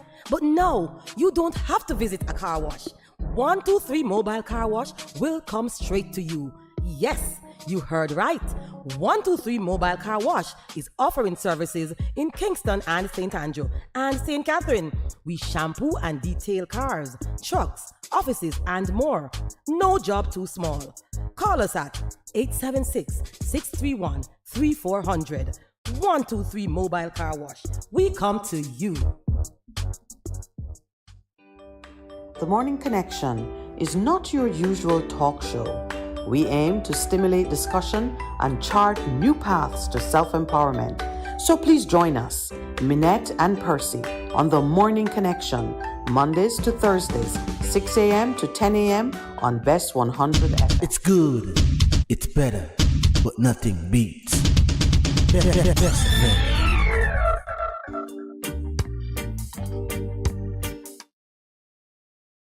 I'm glad. That's why I'm showing the picture and make up. Oh, Oh, good. welcome back. That was a moment we had there. If you're just joining us, please know that we've spent the morning first paying homage to my friend, fallen hero, Earl Anderson, electrical engineer of great accomplishment and excellence. Died at the age of 71 years. What I say now? Full of years. Mm-hmm. Yeah. Get one extra. He got one extra, Percival said. I have labeled him a casualty of the destruction of the carousel dream because after we were so brutally ripped from the womb, I find every kind of dramatic way to say it. But, it's a type of a genocide. We were just trying to build something as a tribe, and in came the heavy hand of the law, and the group was just shattered, and everybody went their different ways. Earl died. We came to the knowledge of his passing somewhat late, and yesterday there was a memorial service for him, but not all of us were there. And so this morning I wanted to honor his memory by just speaking about him, speaking about the experience, revisiting that trauma. And it led into some very interesting directions because not only did Lowell, who was CEO of the company, yes, along with his producer abilities, he was CEO of the company that operated Carousel. He this morning had a dry bones revelation. He had seen the abandoned cabinets, equipment, all of our stuff just lying on the ground. The police had been in occupation of the building for a whole month. Yeah? Mm-hmm. And I love what you say. A whole month? For a whole month. Mm-hmm. A month? Why the month they occupied for a month? Wanted to make sure we wouldn't come back and start up our activities, I guess. Oh, Lord. I don't know. They were in the building for a month. Mm. And we passed by there the other day, and I think it just woke up some memories. Where so the this building morning on Eastwood Avenue. Eastwood Park Road or Eastwood Avenue, right? Eastwood Avenue, which is off Eastwood Park Road. Okay. Yeah. Yeah. So saw the things rusting and just lying there, knowing that these things cost a phenomenal amount of money. So we can go just take up a piece and use it. Sure. Or that's a rust note. Is that one of the dry bones that would live? It is probably. It is. Repurposed in pastor's anointed hands. Yeah, You might run into a little problem if you trespass. Oh. But if you go with permission, okay. anything is possible. Okay, so you have security there and then watching it. Security, yeah, man. Yeah, Okay. yeah. Because other businesses were operating out of the building. And so that's the other drama too, Yeah, because when the other police occupied the building, nobody could go there, including the other workers who were there. It just became a thing. Anyway, Earl died, and we were reminded that death is not the end of things. Mm. If your Father in heaven asks you, can these bones live? I beg you, please say yes. Every day he's posing that question to some of us who have dreams lying at our feet and we're kicking at them and wondering, was it real? Did I not see a picture of my house? Did I not see my children completing their education and striving? Did I not see my husband serving the Lord? And that's what most women are. Jeez. Did I not see my husband breakthrough. being faithful and loving and carrying out the responsibilities of family life? You see these things and you're asking, is that dream dead? No, it's not dead. It's Just not know, dead. Your Father in heaven is asking you to believe. You have to answer that question, can they live? If you condemn them to the graveyard, that's where they'll remain. Mm-hmm. But you can look back at them and say, can this live?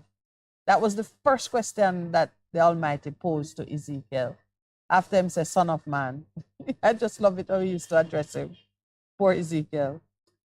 He asked me, Son of man, can these bones live? And Ezekiel, filled with the Holy Spirit, said, Lord, you alone know. So the Lord has the knowledge, and you have to take a decision. If you want it, he can make it happen. But then when he said, prophesy to these bones, when you understand how the prophetic, and Pastor, I know I'm in your territory. I do that shamelessly. I trespass all the time. But it's not my territory. Prophecy, yeah, but you're the pastor. Prophecy is really being an oracle, and that's true. You know, we switch roles every now and then. And you are a justice. Yes, sir. To prophesy is to speak the words of God, to be an oracle for the voice of God. What is it that God has in his heart for a specific person, situation, or a moment in time? Any one of us can prophesy. God can speak through any one of us. Even donkeys. And in all, yes. And if you say asses, then that make it even clearer. You speak through an ass. Yes, yeah. But to understand that you can prophesy over your own situation is where I'm going. Which is what it is. There's an author who, her thing is, in terms of, she said, get up, you command your money, you speak to the things that you want to see God do and respond. That's why she said, you command your money, you get up, and I speak, and my children some of the time say, you're right, Daddy. I say, yeah, man, I just talk to the morning and the day before I get into it. Yes. So I cover them, protection, I invite their guardian angels, so watch over them, because you know, every one of us have guardian angels that watch over us. Are they not there waiting to help us? Waiting to be given instructions. So some people are saying, this pastor, I'm sure that some people hear me speaking some of the time. I say, we get this thing. No, it's in the word. It's in the word. But here now, not only is it in the word, because the word only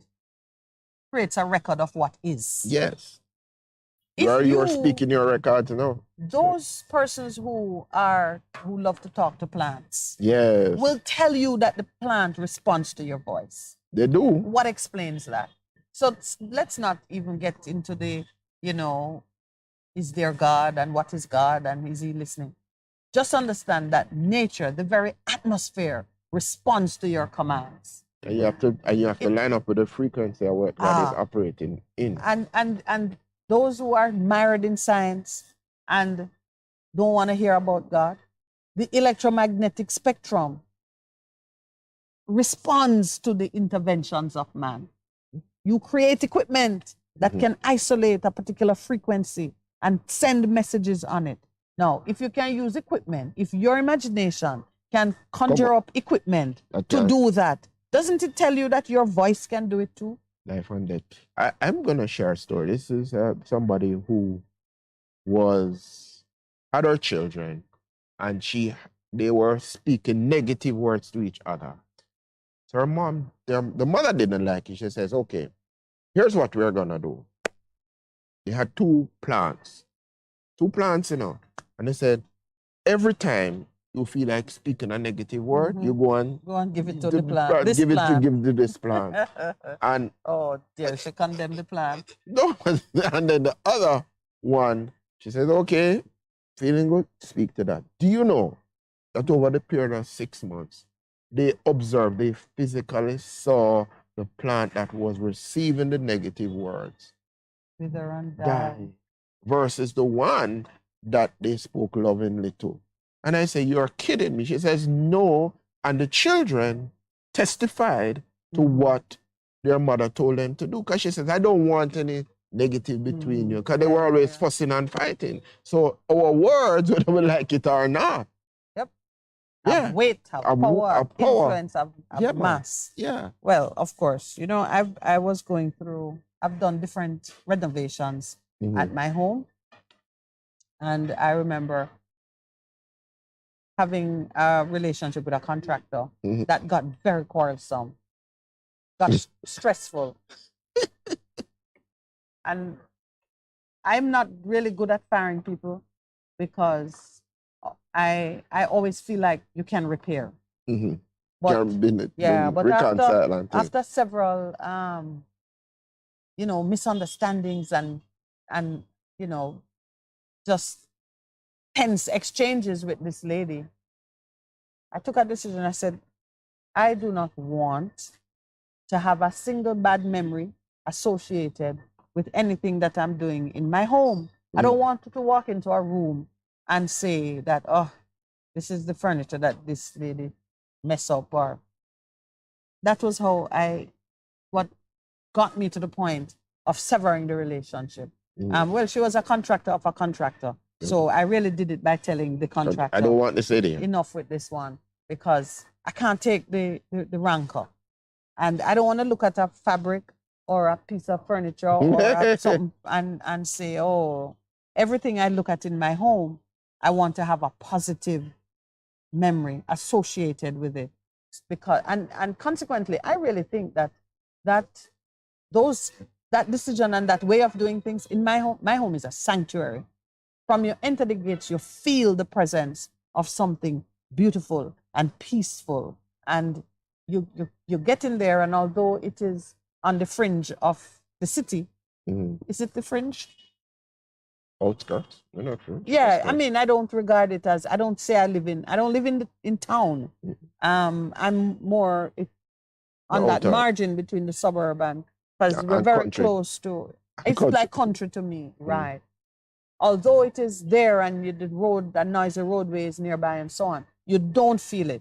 And I really understand what you're saying there about the negative energy bringing death and the positive promoting life.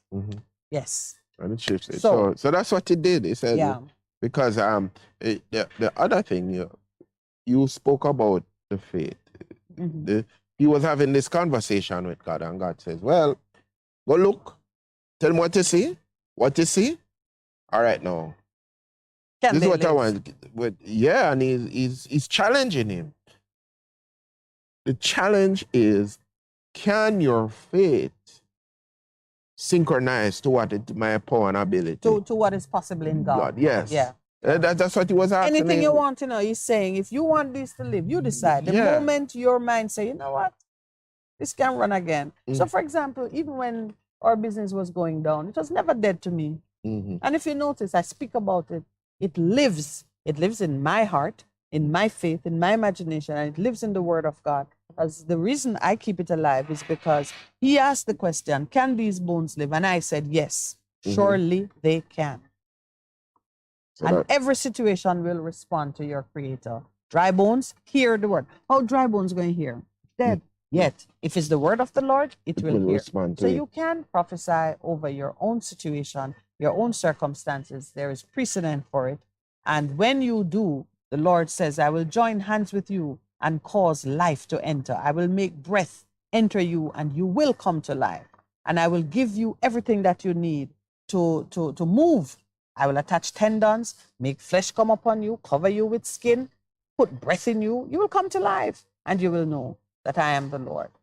When Ezekiel did the first prophecy, there was the rattling and the movement. And it got stitched together, but there was no breath. No breath. And he had to go back in again. We see that in cartoons now. Zombies? Yeah, and you see the things just come to life. You see the bones just coming together. And I think zombies. Yeah, I'm not even zombies. I'm just thinking in terms of you see these. You're talking about artificial intelligence? No, not artificial. I'm just saying you're watching this cartoon and you see the bones just begin coming together. Pastor, I need to tell you again that cartoons are not real. Cartoons are what? Animations. It's only a facsimile of life. Okay. A facsimile is what? What is a facsimile?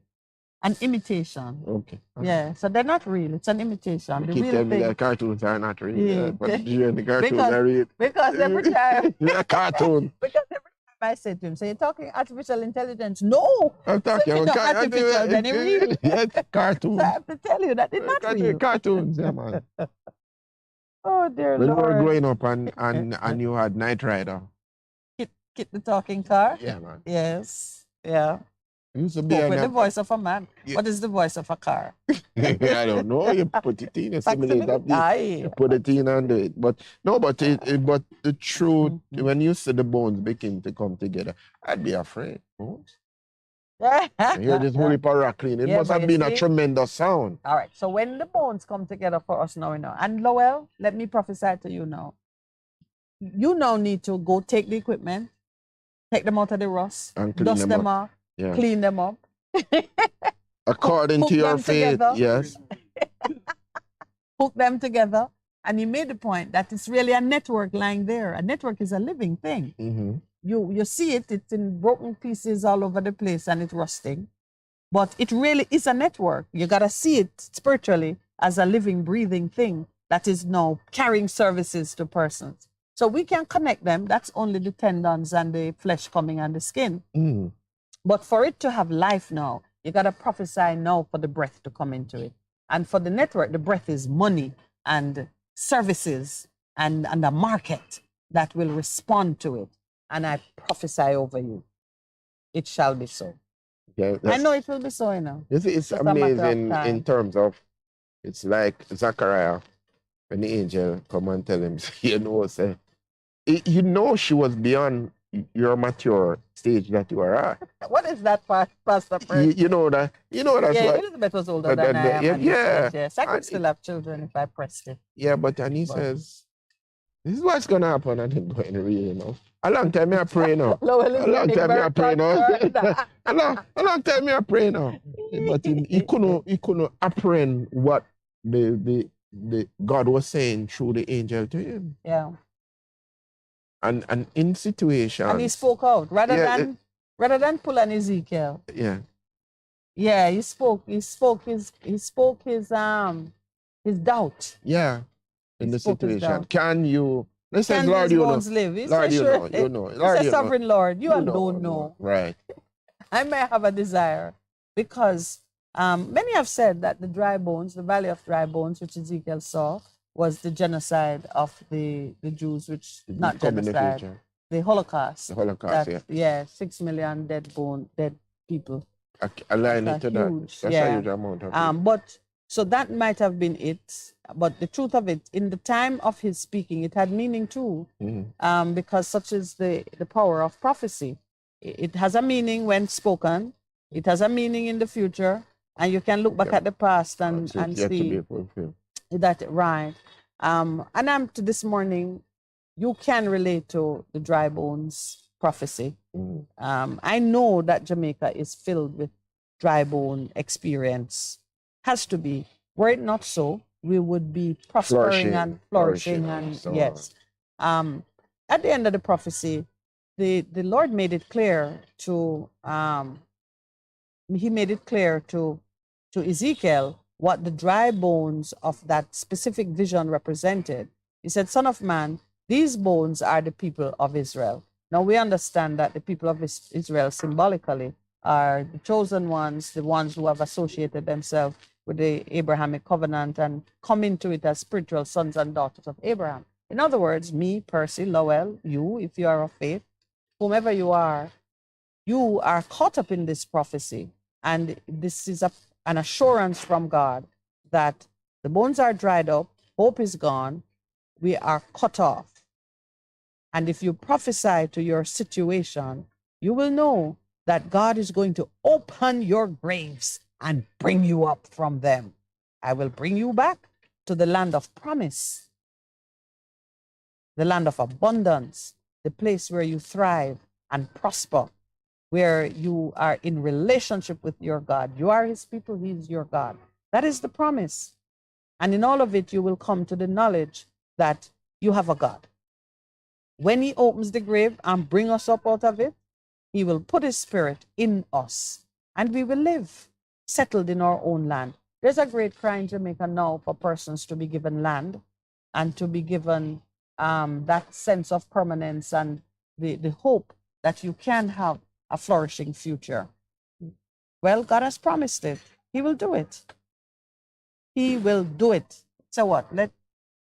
Let God be true and every man a liar. Yeah. Everyone who speaks against the certainty of that occurrence is a liar.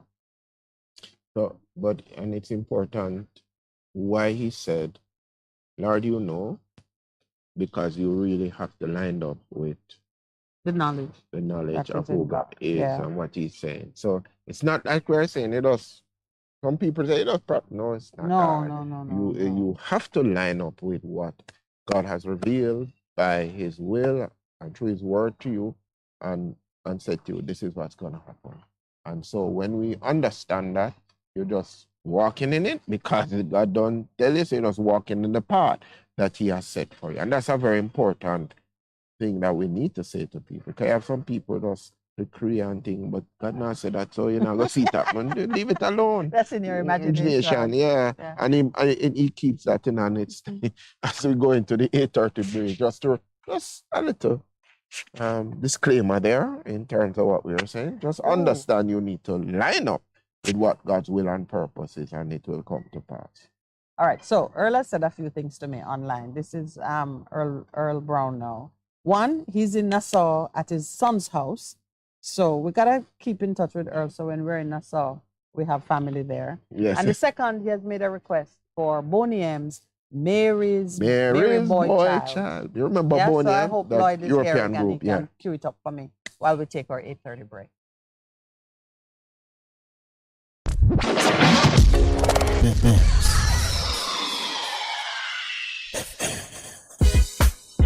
Vejan Printers for all your printing needs. We specialize in calendars, flyers, brochures, and more.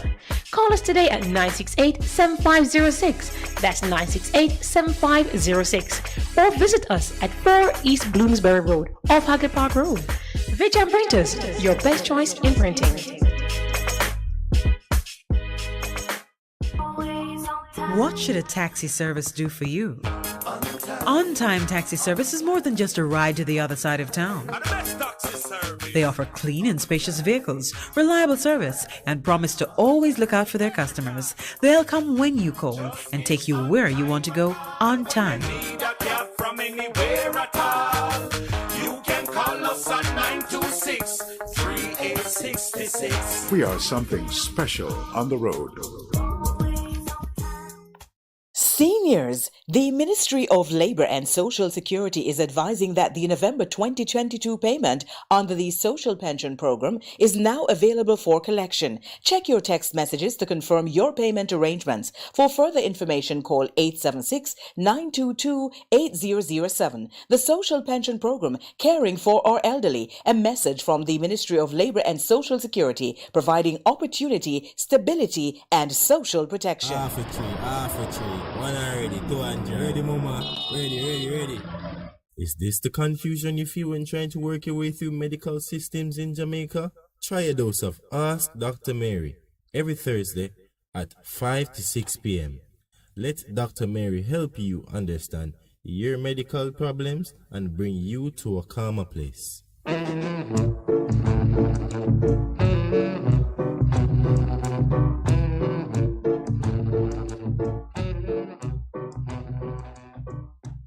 Beneficiaries. The PATH payment cycle begins on December 15, 2022. Post offices and payment agencies will deliver payments based on last names up to December 22, 2022. Check the weekend star to find out when and where you should collect. If you miss your date, you must collect on December 23, 2022. For more information, call PATH at 876-922-8007 or visit the ministry's website and Facebook page. PATH, advancing your family, developing Jamaica. A message from the Ministry of Labour and Social Security. Yes, what's coming to Bess100 FM? It's In the Mix with Minett and DJ Richie. In the Mix comes on every Monday to Thursday, 10 a.m. to 2 p.m. Join us as we entertain you, inform you, and educate you on everything that will keep you in the mix on Bess100 FM. Come on, our vibes, huh?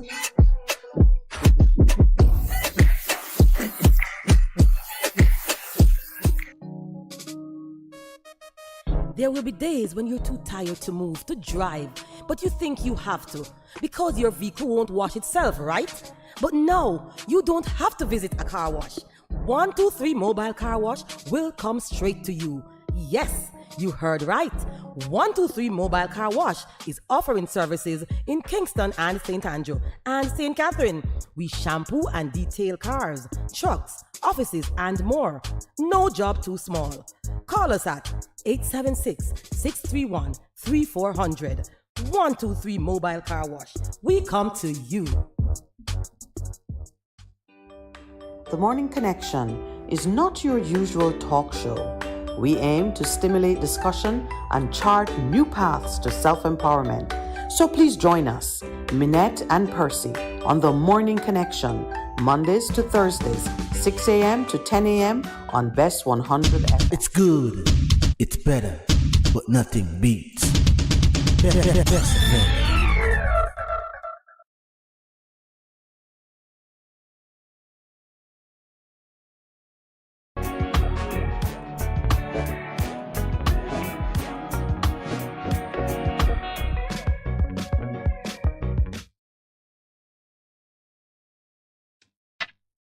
Welcome back, Pastor Percival.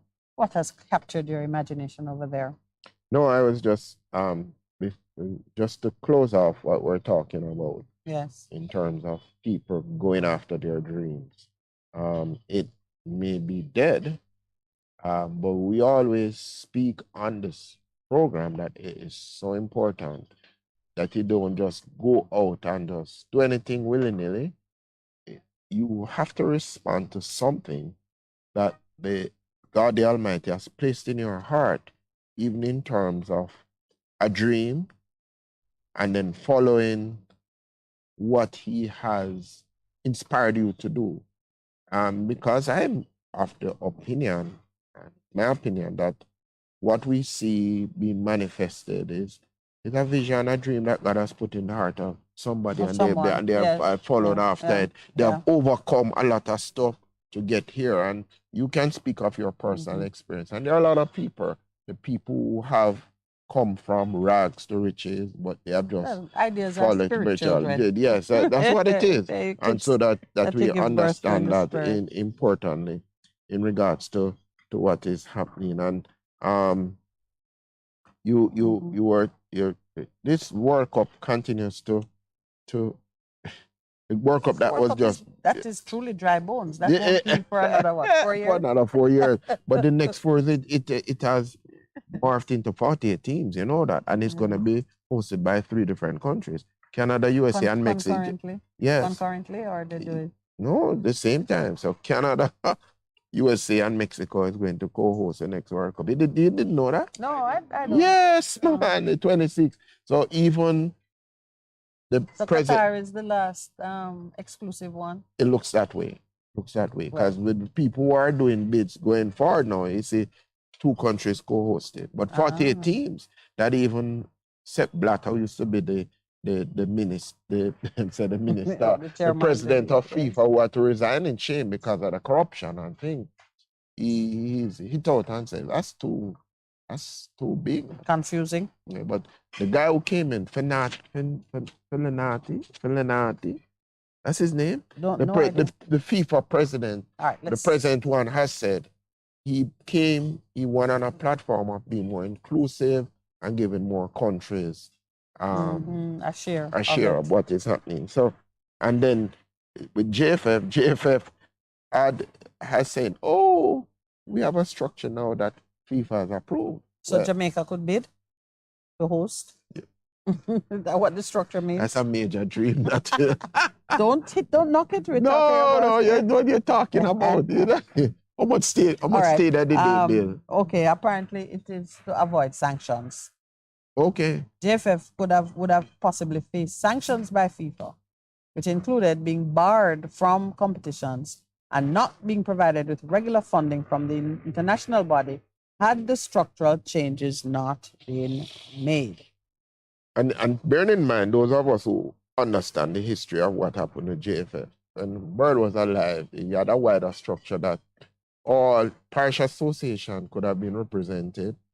The affiliates could have been represented to have votes. So like ISA, the other things, the other women's football, they had different affiliates. And you know what? They moved it down to 13. It's now at 56. Yeah, but it was there before, and because he wanted supreme control, he says only the parish association can vote. Right. And they created people said, but it's not only parish associations. So under pressure now, they've moved it forward. So it's going like Christopher Columbus discovered sliced bread. It's not, but you're going back to what was there before. So, and it's because of external pressure.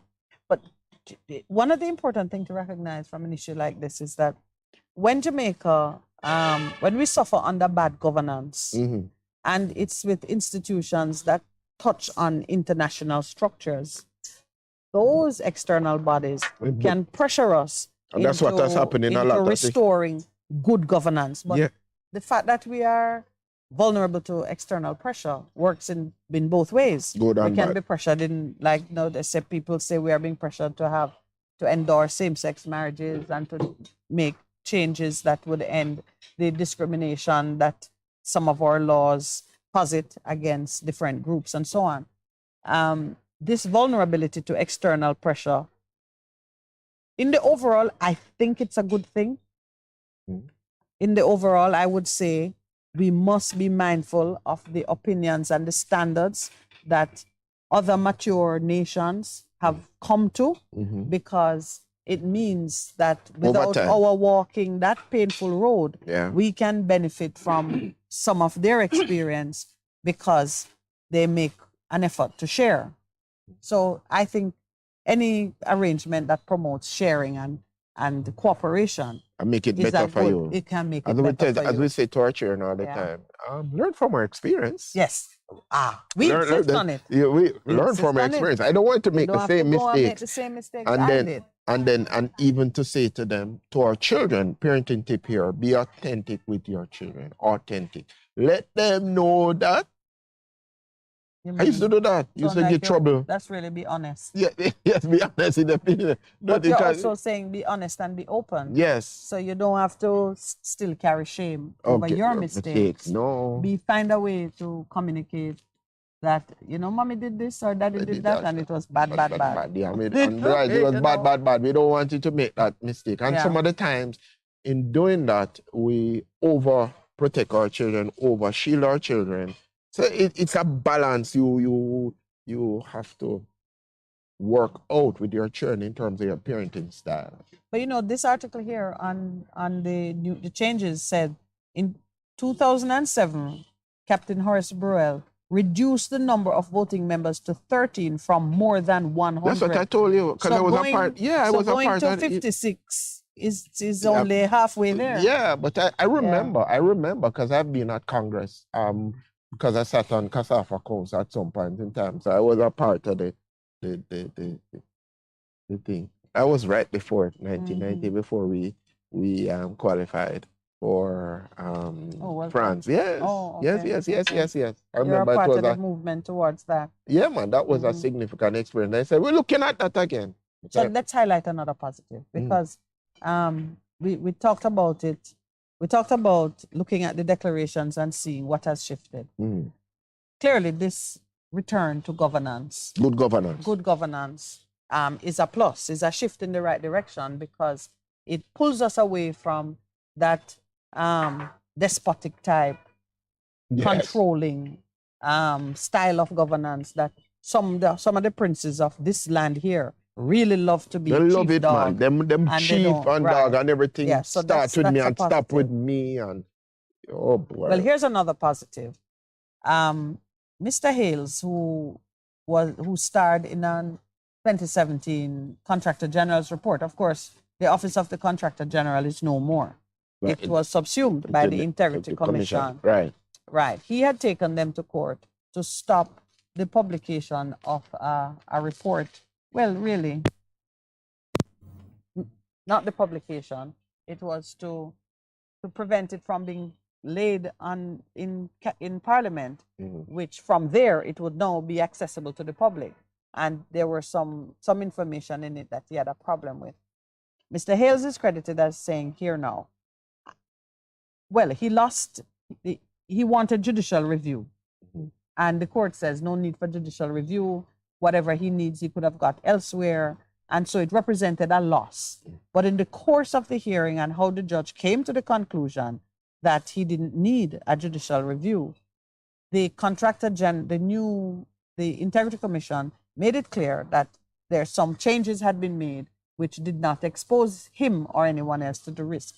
So Mr. Hales is now saying, I'm glad the Integrity Commission Act has changed, where nobody else will go through what they put me through in terms of anybody can make any kind of mischievous report without any shred of evidence going after any elected official in this country.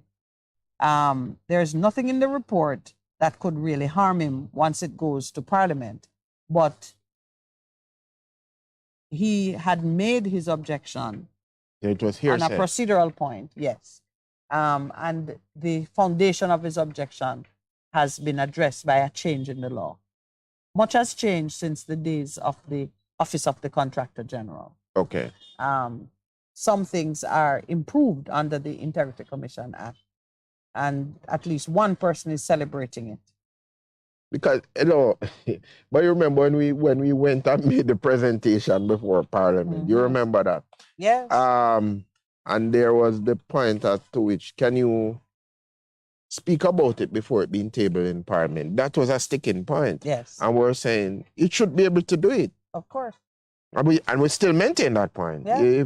If you believe that the people who are people of integrity in the Integrity Commission and they're not going to just do it hearsay and they have done their work, them not have to wait until they go to Parliament for release it. What do you think? No, I agree with you completely. Yeah, That's our position. on it. Just thing, and some people took offense to that still. What's stopping you from saying the things? Because I guess remember the commissioners had retired Justice Panton. He's a chairman. That's the guy who is chairman. Yes. And he was saying we must remove this gag order. Because that's what he saw it as. Yeah, man. Remove the gag order, yeah. Yeah.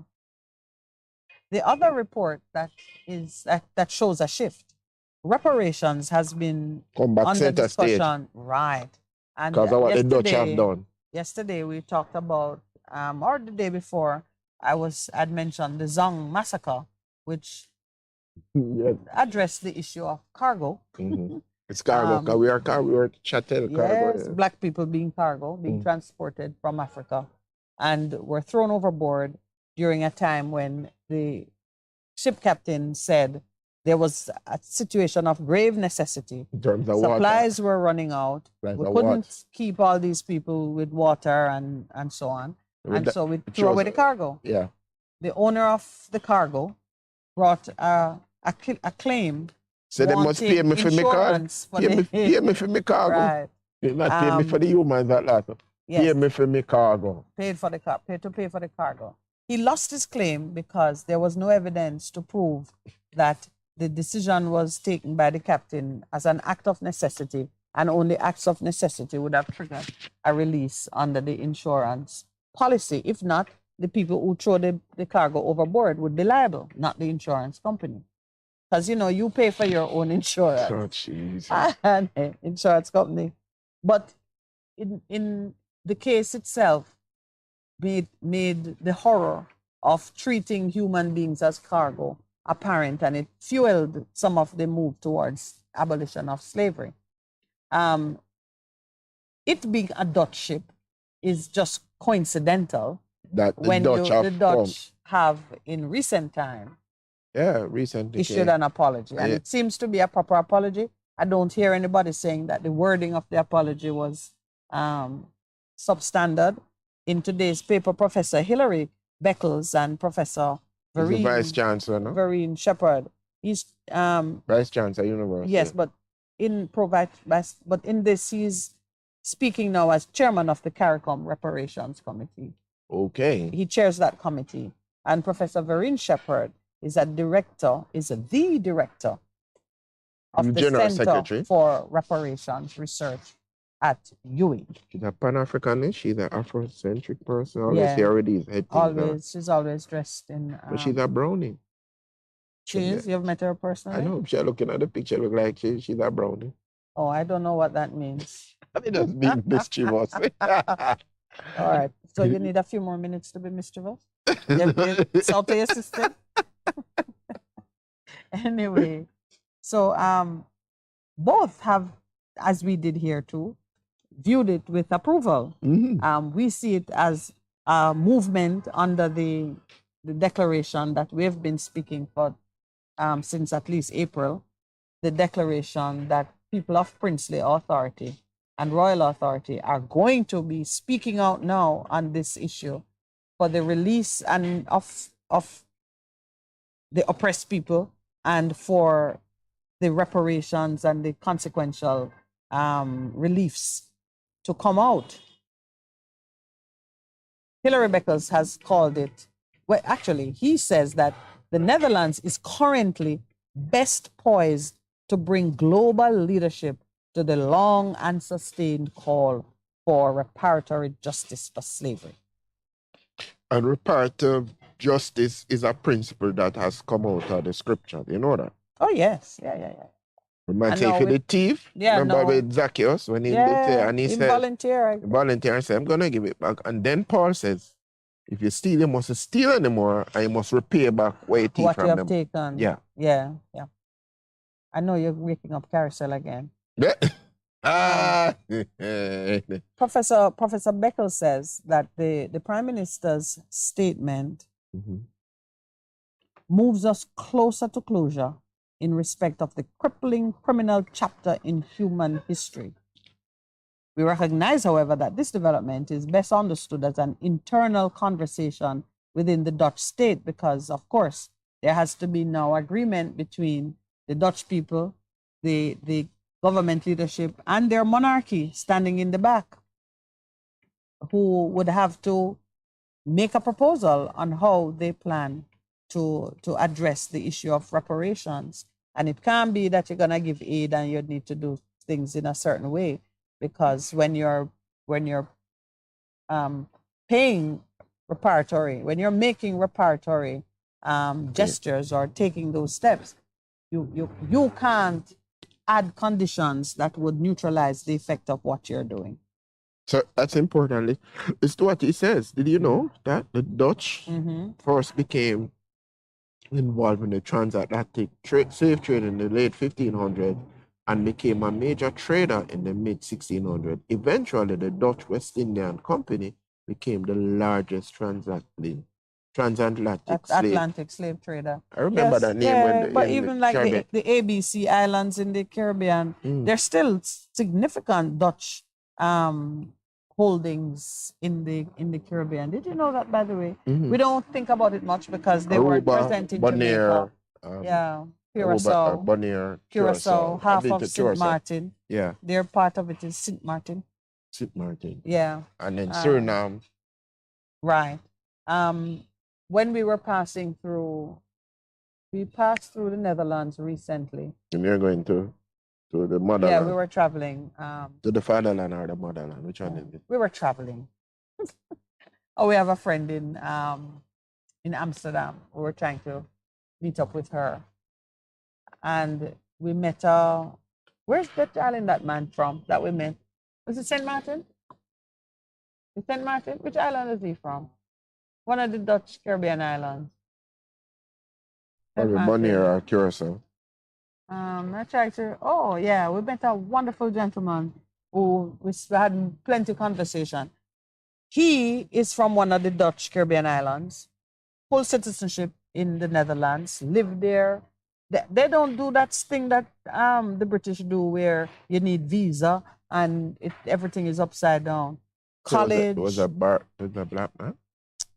Brown man, yeah. I just checking. Yeah, but it's the same. I mean, you have a passport and so on. That's it. Yes, so it's when you think of it, it's no wonder that they would be the first out the blocks with a proper apology. Because in the aftermath of slavery, they have been at the forefront in terms of making the people equal. Yes. Yeah. Full passport. When he explained to us the relationship, it is nothing like our post-colonial relationship of horror with Britain. Nothing like it. So it's not surprising, I think, that they would be the ones to speak in such clear terms about their regret and for their contribution to that appalling time in the history of mankind. Of course, the next step now is to convert that apology into something that is meaningful. Show me the money. If we use the dry bone argument, because there's many dry bones in the valley of chattel slavery. Show me the money. You have to now be very specific in what you're going to do. Professor Beckles had something to say on that too. He reasoned that poverty, illiteracy, ill health, And all of the social and economic consequences of colonization have remained at the center of the Caribbean experience. So even these violent producers that Jamaica is grappling with this concept, which a concept that needs to be debunked, by the way. You know why I say, I've been meaning to say to you, Pastor, this business of classifying persons as violence producers. I think if your humanity is at the center of that activity, then every one of us would be classified as a violence producer. So we have a tendency to do evil or good. Absolutely. That's what it is. There's no one person who is different from another in terms of the capacity for evil or good. All the same, come out with the same basic elements. The extent to which social factors contribute to or create a hotbed for an upsurge or even a quelling of violence is something that you can't blame an individual for it. There are too many factors that intersect to create the breeding ground for violence for you to look at an individual and call, or a group of individuals and say you're violence producers. Okay. That's just, from the time I said, this is one of those concepts that man create in order to dehumanize his brother and sister so he can treat with them in a particular way. And we really You've said that should, from a long time, though. yeah, we should speak against it. When you call people squatters, violence producers, packages, intelligence packages, yes, that one had got me. When you begin to create these labels to stick on a human being, it's no different from when you say chattel slavery or that they are... Said return back again. Old time something come back again. Just a new name for an old way evil. of thinking. Yes. Of seeing and viewing people. That's what it is. Old time something come back again. So if we continue to perceive people as being less than human. Yes. Which non-human. Forget less than human. Non-human. Because people have great love for animals who we say are less than humans. Non-human. So it's non-human. You're not looking at them as anything that have animus life. And it opens up that concept just opens up to where we see the world heading in terms of how we view people. It's just you're just a number. You are just statistic. Economic value. There's no dignity. Nothing to you. Yeah. So irrelevant. what is your economic value? If you are lower down on the food chain, you have a problem. Yeah. Yeah. Yeah. So that is how people. So I want us to stay away from violence producers. I don't want nobody call my brother, my sister, my cousin, my friend violence producer. No. When you begin to do that, you're no longer the whole human country being. is being pushed to a brink of a very strange place and not a pleasant place. So you're right about that. It's not a pleasant place. Why may I tell you, prophecy is always true. Because the word of God says if you behave a certain way, what will happen to you is that you're going to be okay. So the word of God speaks prophetically in terms of if you reject God, these are the things that will happen to you, how you're going to treat people. Yes. And we see a lot of these things being manifested in our society in terms of how we think of people.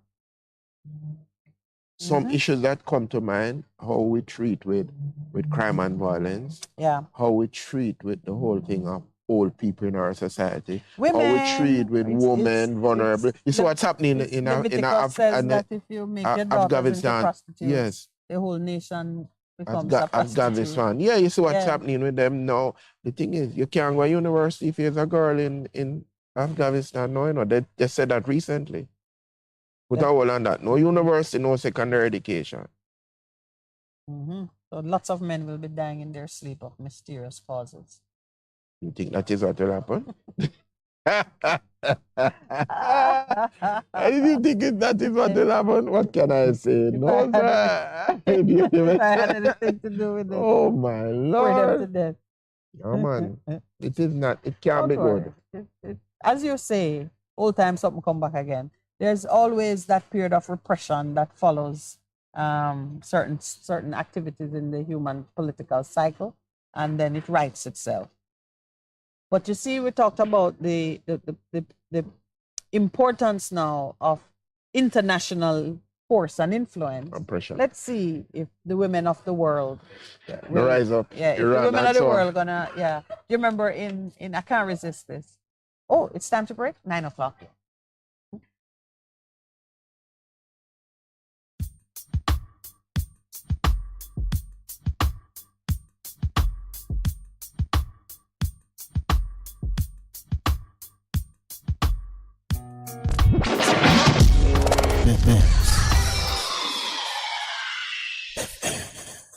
It's good, it's better, but nothing beats.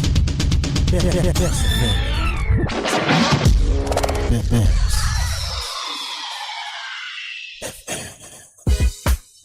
Vejan Printers for all your printing needs. We specialize in calendars, flyers, brochures, and more. Call us today at 968-7506. That's 968-7506. Or visit us at 4 East Bloomsbury Road, off Hagley Park Road. Vejan Printers, your best choice in printing. What should a taxi service do for you? On-time taxi service is more than just a ride to the other side of town.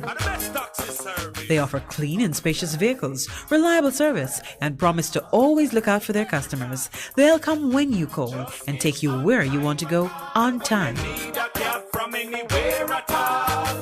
You can call us at 926-3866. We are something special on the road.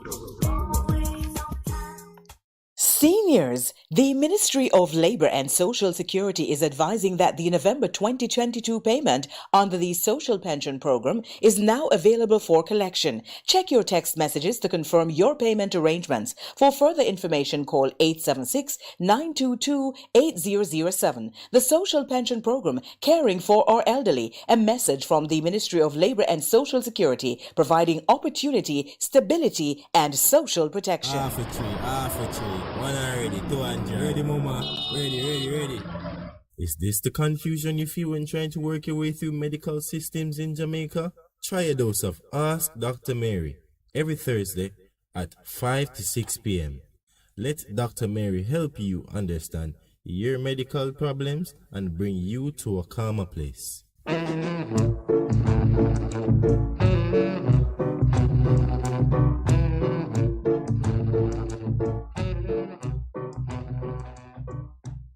Beneficiaries. The PATH payment cycle begins on December 15, 2022. Post offices and payment agencies will deliver payments based on last names up to December 22, 2022. Check the weekend star to find out when and where you should collect. If you miss your date, you must collect on December 23, 2022. For more information, call PATH at 876-922-8007 or visit the ministry's website and Facebook page. PATH, advancing your family, developing Jamaica. A message from the Ministry of Labour and Social Security.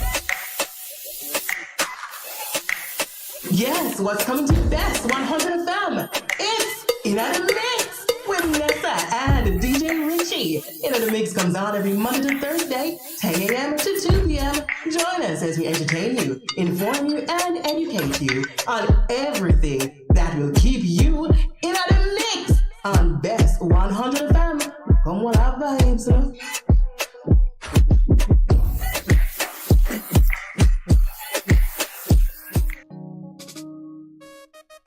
There will be days when you're too tired to move, to drive, but you think you have to because your vehicle won't wash itself, right? But no, you don't have to visit a car wash. 123 Mobile Car Wash will come straight to you. Yes, you heard right. 123 Mobile Car Wash is offering services in Kingston and St. Andrew and St. Catherine. We shampoo and detail cars, trucks, offices, and more. No job too small. Call us at 876-631-3400. 123 Mobile Car Wash. We come to you. The Morning Connection is not your usual talk show. We aim to stimulate discussion and chart new paths to self-empowerment. So please join us, Minett and Percy, on the Morning Connection, Mondays to Thursdays, 6 a.m. to 10 a.m. on Bess100 FM. It's good, it's better, but nothing beats. Best FM.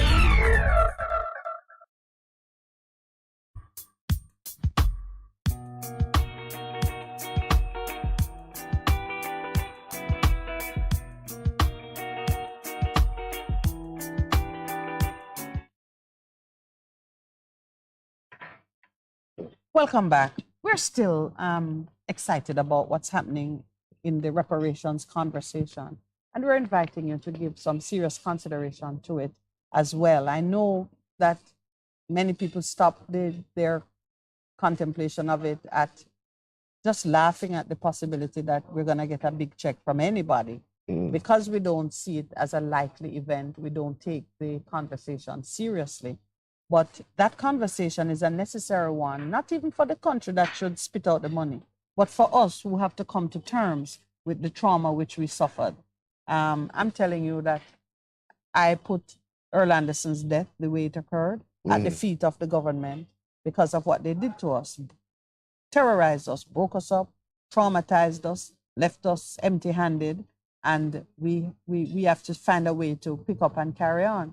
Now, when you have that sense of grievance and that kind of bitterness and hurt, if you don't come to terms with it, it can be a real impediment to growth and to change. Always is. So okay, holding on to the past, and if you're holding on to the past, having not dealt with the past, it becomes a hindrance to you moving forward. Yeah. Simply Right. put, Yeah. So you have to So- deal with so it, you come have to to terms, deal with it, come to yes. terms with it, what it represented for you and what you need to change. Yeah. So two things are happening with those conversations on reparations. The first, of course, is moving the needle with those colonial powers to step up and do the right thing. That's the first piece of it. The chairman of the National Reparations Committee for Suriname, he says that the apology is considered a milestone, especially among elderly Surinamese people. Who suffered. Absolutely. You and I, who may be those who are farther removed from the event, can look at the apology and say, well, I'm not like this, I'm not like that.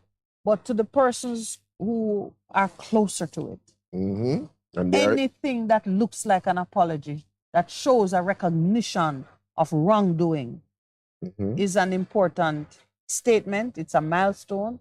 And here they say the elderly people found it more significant. Significant for than- them. Yes.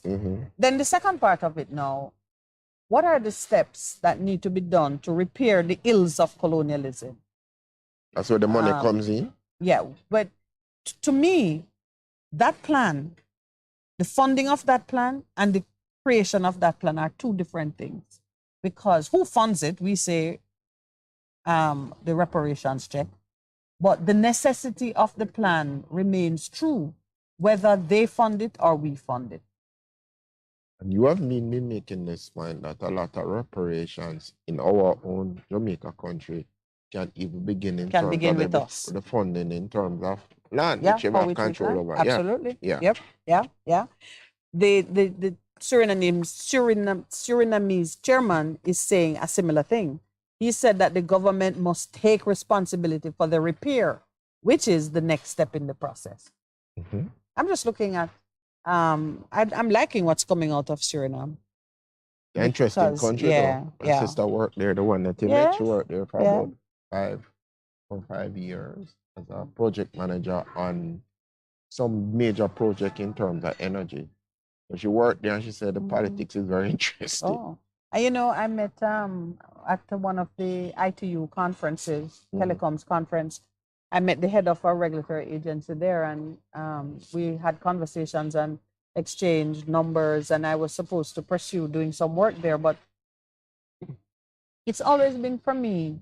Whenever I go on, like I'm on an international stage, opportunities come to me that I then have to say, do I want to be out of Jamaica for a prolonged period of time? You have a big son now, so, you know, it's Daniel turning big man.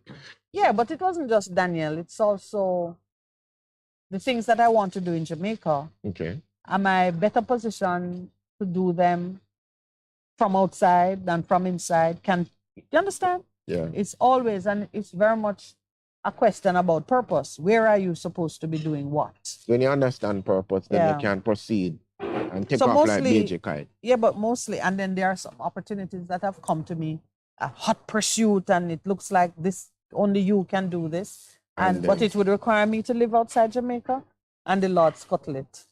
Yeah. In the last minute, something happened that you can't see how you're gonna be. Because the Lord know that you could not do without your husband and your children. No, man, but all those things would be all of us. It would come with you. Of course. Yeah.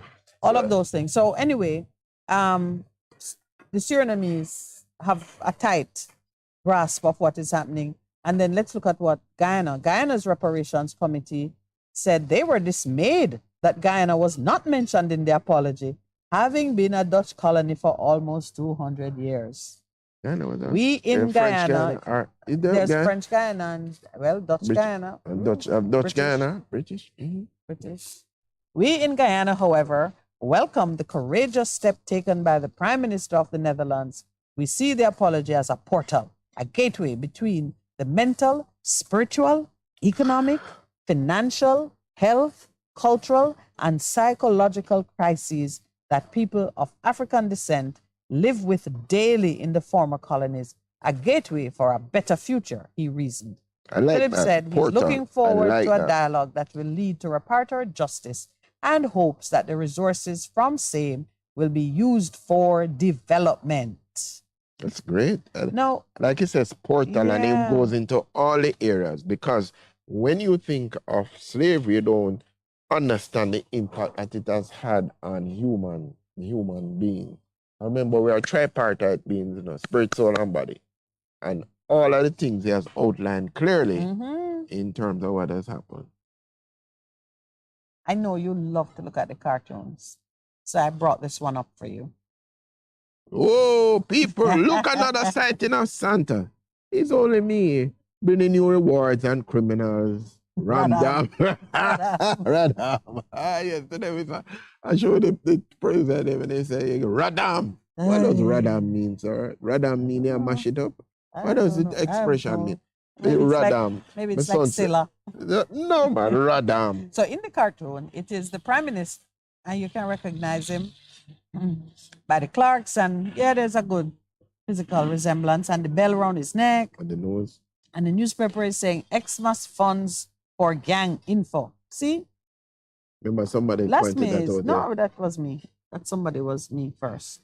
Saying that this is money giveaway at Christmas time. And it's a bag with the $50 million, and Madam Public is looking on. And what's happening here? No. There's some people that announcement of it. It just say it's there, but not have to make a big thing. You see, one of the challenge is that faces this government. Remember what happened in COVID? The Prime Minister and the Minister of Health took center stage. They radammed us. They took center stage because they saw it as, I don't know if it's political mileage that they would have gotten. We are in charge. Now, when it started to now, is it backfire? It's not backfire. When it wasn't effective, it wasn't sexy to do it anymore. Did you really say that? Yes, yeah. And people kept saying, let the technocrats do what they're supposed to do. Because for them, it was PR. When the Prime Minister rode in the last election thing and declared himself as Brogard, people were dismayed. Brogard? Is it Brogard or Brogad? bro, God, whatever it is. It is just ascribing to yourself with in street thing is a gangster. Yeah. So if you align yourself with that now, how are you going to reposition yourself in terms of the messages that you want to take have a handle on crime and violence? If you rode in with your clerks and you are brogard, yeah, and see him have a problem in transitioning. Yeah, he have a problem and don't radam. And we want to speak to the people, but come on, you have a problem with messaging now. Yeah, but do you speak for the generation of voters that will show up at the polls in 2026? He's doing a thing, and they've done it before and did it successfully.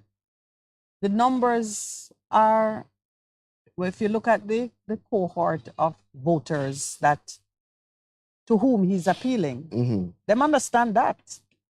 Them flex. They understand that.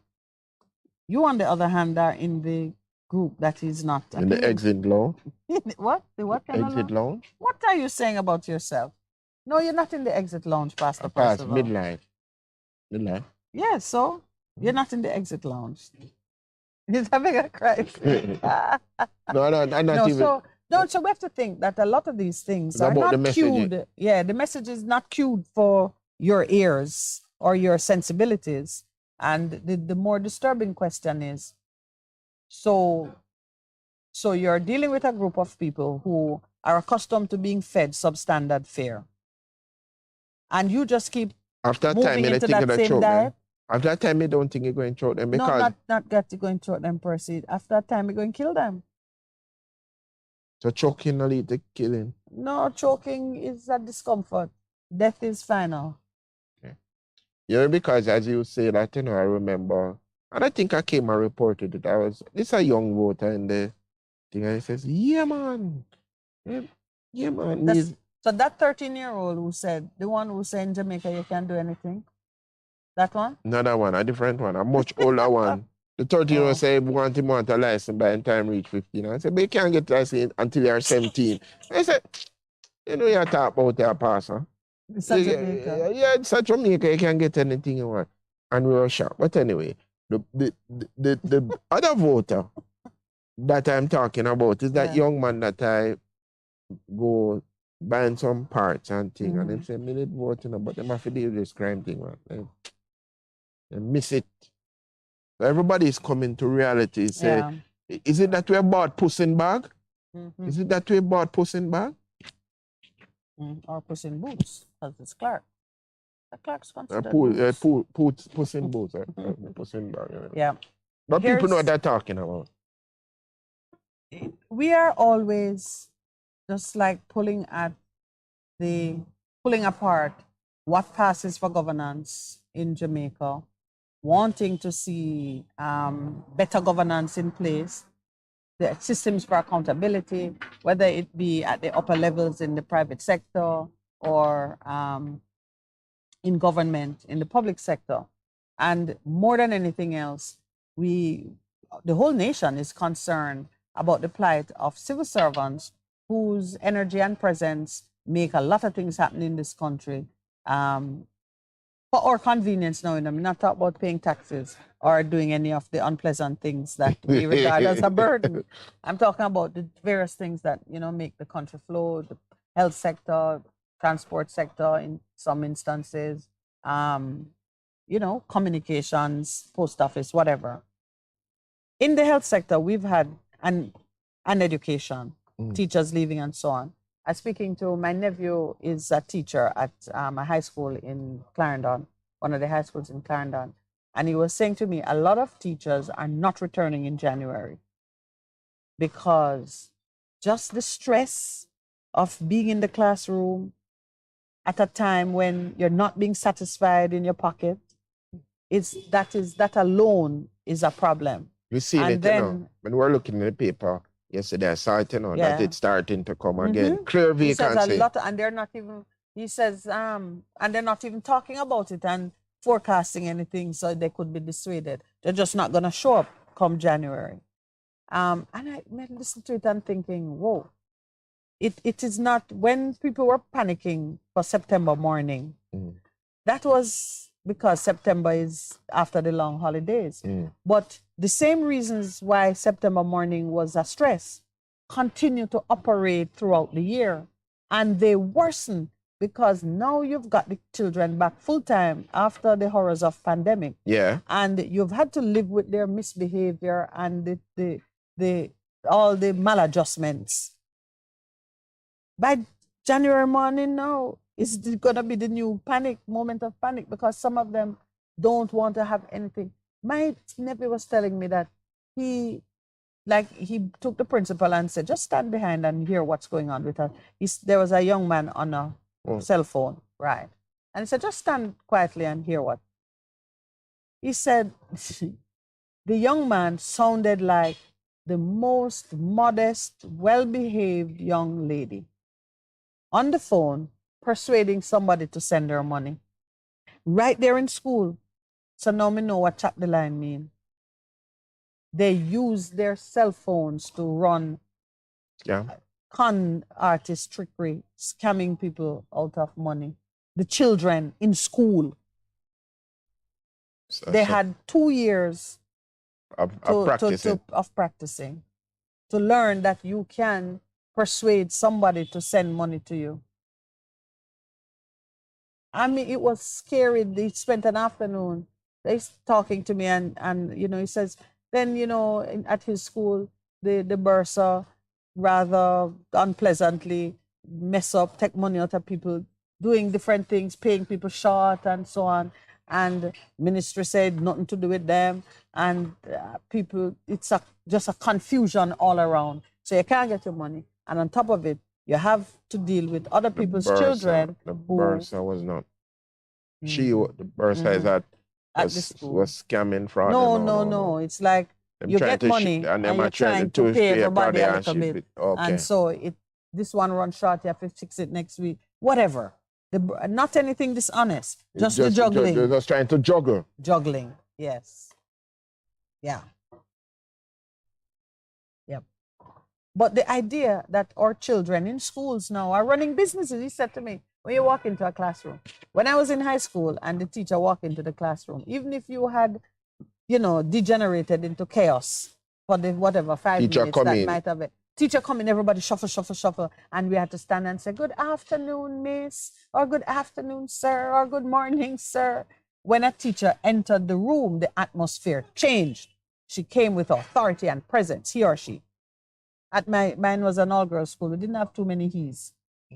But whomever entered the room, even when I was a prefect entered the room. Everybody calm down. And called you miss. And walk, right. I was being called miss from I was in 4th form. Same, sir. Sir, you were called miss too. No, it's called sir. No, sir. From you, yes, so you're prefect. And then, I was president of the Students' Council. So you authority. So I said, what happens when you enter the classroom now? They don't stand and say good afternoon, sir. Him say, why everybody depend on phone and they run them business. Let me say, what you mean run them business? Him say, tap the line. And he explained to me, they are using their phones to run businesses. Well, thank God for the Not all of them, obviously. But but thank God. But thank God for, I do mentoring and school I'm at. And when I come in, any adult come in, them stand and them wait. Yeah. And I guess it's because you're insisting, because you've got to first establish order and then the other thing. And they do it and they wait. And I'm saying, all right, you understand? And the ones who say, but just calm down and think. The work to do that, Percy, you as a trained teacher, coming in wanting to educate minds, you, after a point, would get weary of trying to establish order. Because that is one of the challenges I've gone, You get, so what they normally do in schools is give you a double session. Which is... So the first one is to get them calm. And then you get them teaching. Or some teacher just say, no happen. Just come on. Stand up. You want to be here? You don't want to be here? But then the other thing that he was saying to me is, you can't have too many children going home. Yeah. After that, it defeats the purpose. So They some don't want teachers to- just not come back. So they are too burdened and the discipline has broken down. You Yeah. know? Those 2 years, man, we're still paying for it. Meanwhile, in Grenada, the health minister is paying a monthly honorarium to their nurses to prevent them from leaving. $500 EC a month. Extra? Which is 37 US dollars. Is that what it is? $1 EC is 37 US. 1 to 37? Oh, it has gone on. You said they. You know what I mean? One US is 37 EC. So they added, okay. So they're paying an honorarium to the nurses next year to deter them from pursuing overseas opportunities. Okay. Our nurses and our teachers would have really loved something like that. And maybe our policemen. But remember also. remember that they just got this realignment, taking out the allowances. That's what we're talking about early this morning in terms of the Yeah. minister. So let's just see what happened, because I think some of them never signed on yet, so they can't do anything. Well, you know what? We're going to know very shortly as people get their money and No, come to a reckoning. Some people get some serious money now. I saw it because All I right, saw. without telling tales, was your wife comfortable Yeah, with her adjustment? yeah. And it was an adjustment. It was I an mean, it adjustment. didn't- She got an Okay, adjustment. Okay. Whereas I've seen because of some of the duties I do otherwise, you have to sign. Yeah. And when I look at what some people getting for the adjustment, that's some Yeah. significant money. Yeah. Some significant. Some people, Okay, the so lower some down people people will have do gotten well, but some people have it don't. It I hasn't panned did- out for them. Yeah, So I've been trying to find out. I went to the website to find out. Okay, the 356 becomes 16. I want to see what the scales are. You're supposed to know that if you are at the management scale versus supervisory versus clerical, what are the bands that are there? Yeah. Yeah. And I did really love the fact that there was that closing of the gap between the highly paid and the barely paid. Yeah, I like how you put it. Yeah, the permanent secretary versus the person who was doing the who brings her ancillary. coffee. Yeah. The ones at the bottom have got moved up significantly based on what they've said. Yeah. But we need to know what it is. And I've been asking somebody, said, go down and check it. It's supposed to see. I haven't seen it yet. I went to the Ministry of Finance and the Public Service website, because it's supposed to be there in terms of what are the different scales. Cause you used to work in government, so you understand when them say SEG and I love it how you say I used to work in government. you used to work, In a consulting capacity. I never knew what was going on. Okay, because you have the management real thing. versus the supervisory versus the different scale. Everybody is moved to that now. Let me share something with you from the chat. Our brother Taki is also viewing with approval the apology from the Dutch Prime Minister. And he says something here. He says, the signs of the time in this awakening, significant utterance from the Netherlands in regard to their apology for atrocities committed by their ancestors during the transatlantic chattel slavery, is a pressing point for other European powers to follow suit and do the right in regards to reparation. Okay. I expect that that's going to escalate. And you know what? It will get to the right place. I'm confident of that because there's a promise that it will happen. The side that is within our control. You see, just like we're talking about Ezekiel, when God asked him, can they live?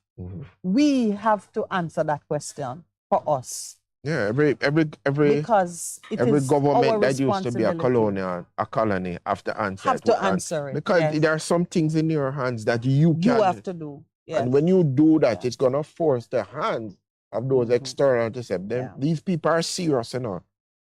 We can follow suit. Put something in the pot. What you putting in the pot, as they would say, put something in the pot. The things that you have power over, put something in the pot. We have power over the lands that we have. Put it in the pot. Put it in the pot. Work whatever you have within your control to maximum advantage and show your seriousness. Yeah. And the plans that have to be made, the plans which we would seek to implement with this money. I heard it was in the break we were saying some people don't want to plan until they see the money. Yeah, you can't do that. But guess what happened? Those are the same plans that we need to have in place for our own survival. For our own The self. same crime plan, or where you have to plan for crime. Maybe that's why we don't have one. Is it time to take the break? Let's take the break. 9:30.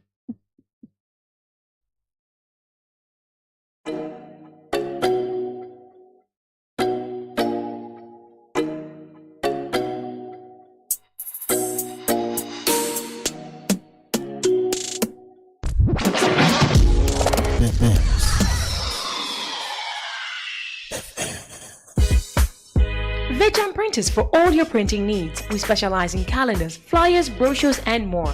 Call us today at 968-7506. That's 968-7506. Or visit us at 4 East Bloomsbury Road, off Hagley Park Road. Veteran Printers, your best choice in printing. What should a taxi service do for you? On-time taxi service is more than just a ride to the other side of town. They offer clean and spacious vehicles, reliable service, and promise to always look out for their customers. They'll come when you call and take you where you want to go on time. From anywhere at all. You can call us at 926-3866. We are something special on the road.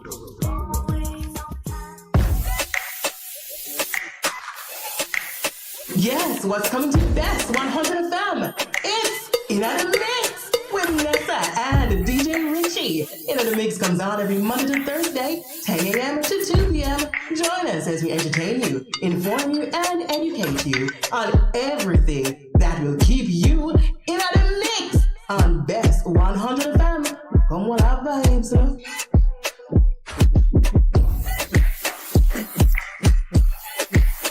For a better choice in all your electrical supplies, A, authorized 3M dealer and better brand names. B, better service including free island-wide delivery. C, all major credit and debit cards accepted. It's ABC Electrical Sales, shop number 8, Hagley Park Plaza, Kingston 10. Open Monday to Friday, 8 a.m. to 5 p.m., Saturday, 8 a.m. to 4 p.m. We make your electrical jobs as easy as ABC. Call 754-382-528 or fax 754-3659.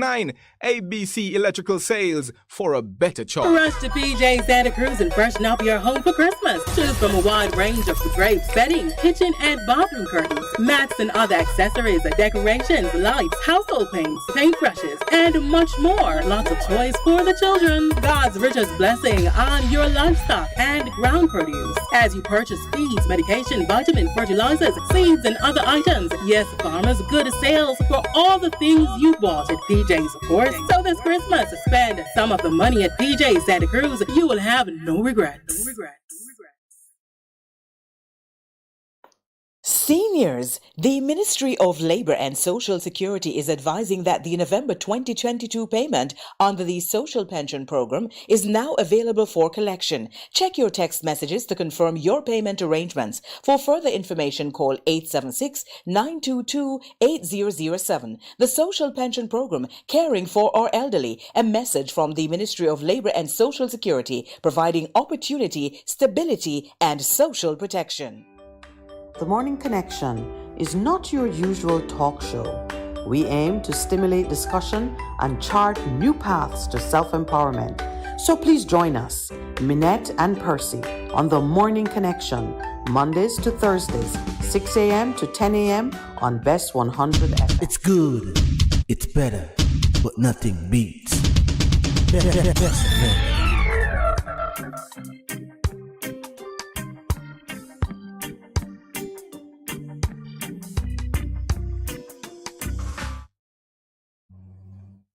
All right, welcome back. We're entering the final stretch, Pastor Percival, for the morning. And one of the things that we've talked about and need to do this morning is, of course, address the fact that this is potentially, well, this is definitely the last show before Christmas. It is. So all of the Christmas greetings and wishes and so on. We need to get those out of our system. Is this where we should have a list that says, first of all, I want to thank the Almighty God. Those statements, but all levity aside, it's been a very interesting 12 months.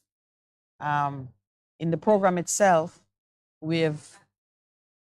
I think we've found a level that is comfortable for us and for most of the listeners. We knew what we wanted to accomplish with a program of this nature, and it's required some discipline to stay with it and not be distracted by even the voices that come up from time to time wanting to influence the direction of things. I have grown even more confirmed in my commitment, if you can say you've grown stronger in your strength. But I'm more confident that there is a place for a program that just persistently applies certain principles to local happenings and offer a perspective and some rational discussion around how we want to live in a modern society that still honors ancient principles of righteousness, honor, justice, love, family, covenant, those concepts which just seem to mutate over time and until sometimes they become unrecognizable, but they have to come back. It comes back to the ancient. Yeah. The ancient ways, which is so important. The ancient ways have formed the foundation of the society that we have an expectation that we're going to live in terms of how we deal with each other, how we respect each other. How you just deal with issues that you don't get into a lot of stuff that you are building, you're setting laws upon laws upon laws that you can't enforce, and it gets you nowhere. And so until people lose their respect for law as an institution of value. Yeah, and so we continue to say it probably begins out of the supernatural, the spiritual.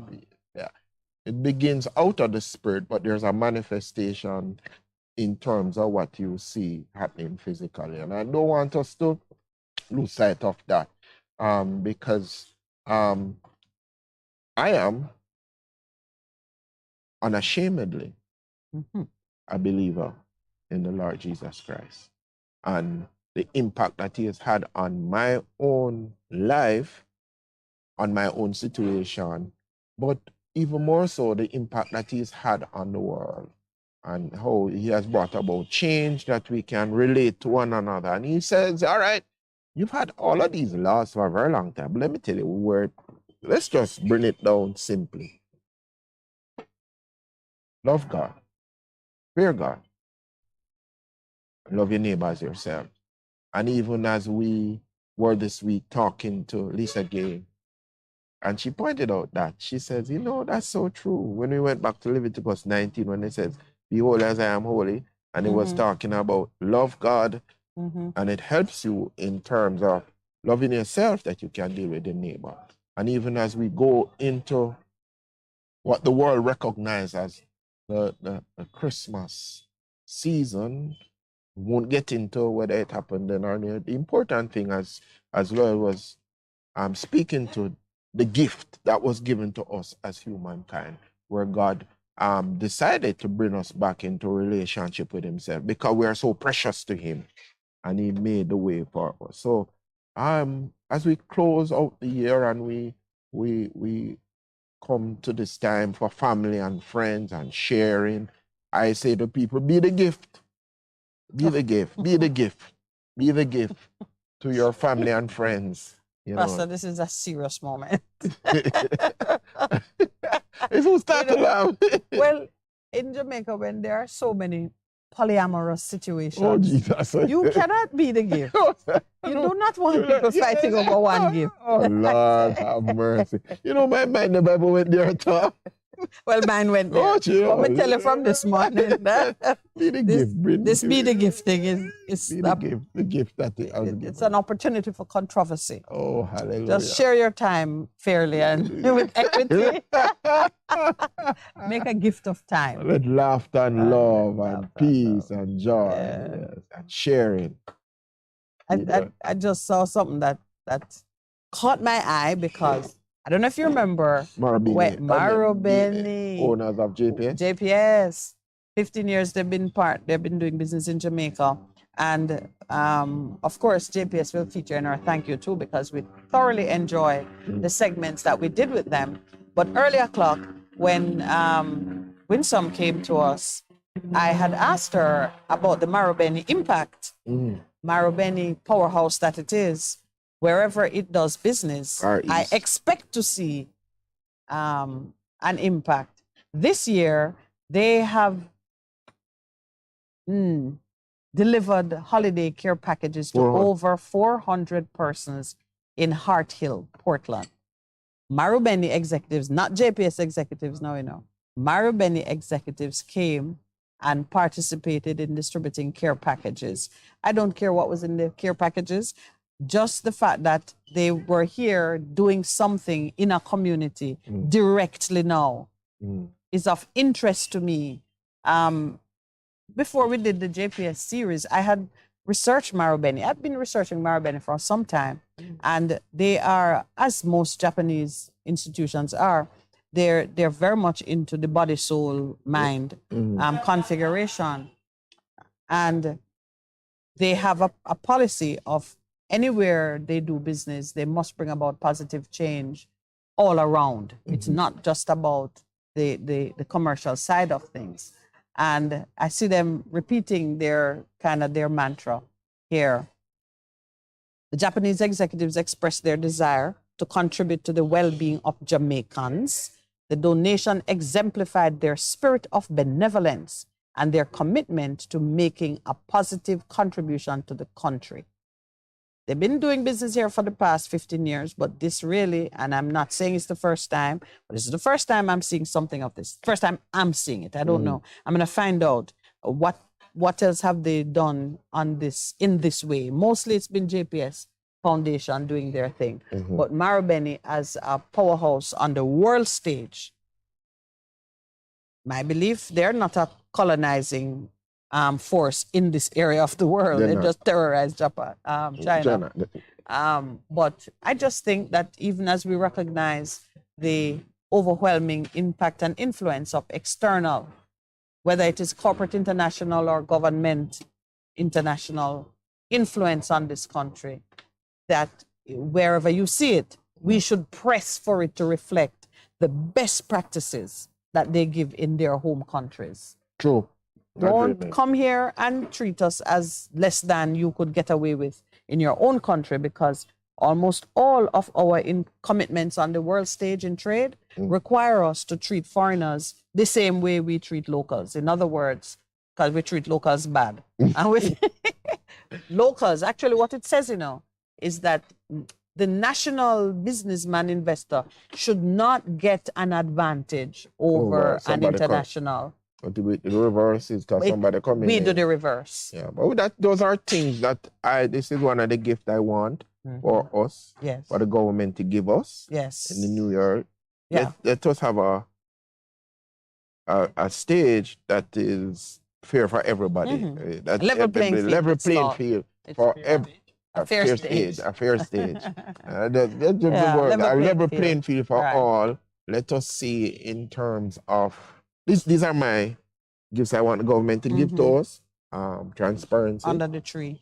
Transparency. Accountability. Integrity. Transparency, accountability, integrity. I want that for every Jamaican. And we're transparent. And when we do that, it will open up so many things, and that for the justice system to work for all. So we don't believe that there are two laws in Jamaica, and what I want for every Jamaican to do is to become accountable and take responsibility for himself and for the things that he can control, and to continue to love your neighbor as yourself. That's the gifts that I want. And it don't cost you anything. It just means a shift in your mindset in terms of what you're giving to people. And thanks to all of the persons who have supported us, from Westmoreland to Hanover, St. Elizabeth, Manchester, Clarendon, St. Thomas, in Kingston here, St. Catherine, Clarendon, all over. You go, we go, and I didn't know that my voice was so very distinctive. Preaching different places, and I said, where I know this voice from before? Somebody said, oh, are you? Only me, the pastor, the beloved pastor, they call it. My beloved pastor. I'm Minett's beloved pastor. Yes, I own you. If no one else will, I own you. I know Michelle will own you too. She's not gonna reject me. Not at all. Let's receive So, it. yeah. You're well loved. Sorry. I echo what Pastor said. I think it's only fair that I add my voice. Oh yes.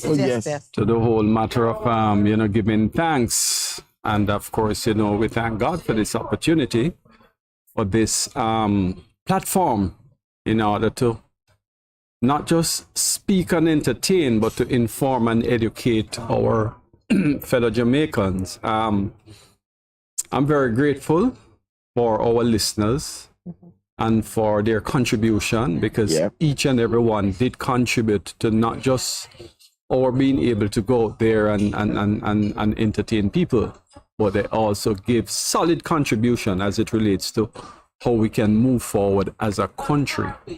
Want to take this opportunity to wish everyone a wonderful, peaceful, safe Christmas. Want to say to our listeners who participated with us, all the telephone calls and so on. We know there are times, sometimes the thing get a little heated, and some persons might be hurt and so on and so forth. That's family. That's how family live. But whatever we do, we must always make sure that we are respectful when we speak about issues, when we speak about persons, because we must remember that feelings are involved, and you never can tell when you might be in a state where you might very well be in the right, but persons see it in another light, and they seek to lambast you or whatever it is, before you can actually get your vindication. So it's just a big thank you, of course, for the holidays, the Christmas holidays. Come next week, we're not so sure when we'll be on and off. We are still planning that, but certainly we intend to greet you before the new year. And we certainly look forward to having a much more exciting and fruitful year to come, where it will be more than just chatter. It will be getting more information in there, useful information, so that people can be informed and lives can be changed, because that's what this is about, to change lives for the positive. And it is our hope that those who are in, leadership, whether it is politics or business, that they can join us and speak to you just as we do, so that you can hear from them instead of you forming your own impressions. And there are times when the impressions that we form might not be accurate. And so it is important to hear from others so that they can speak for themselves, and then you can be fully informed. Sounds like a mouthful, but what can I tell you? Have a wonderful Christmas, and we will see you after. Yeah, Okay. well, nothing left for me to say, which is always good when I can keep quiet for a bit. Have a peaceful and a blessed, holy Christmas holidays. And just know we really appreciate you. I try to say it as often as I can, so that on a day like today, when we're going off air, I can just say we love you, we appreciate the support, and see you on the other side of Christmas.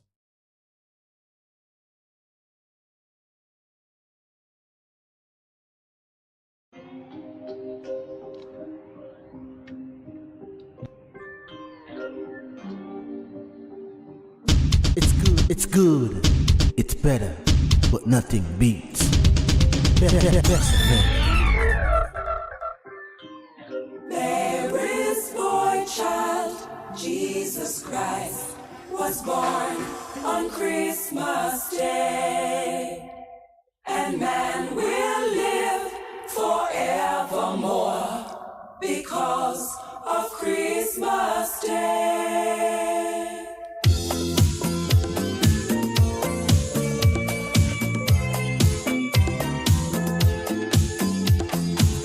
Long time ago in Bethlehem, so the Holy Bible said, Mary's boy child, Jesus Christ, was born on Christmas Day.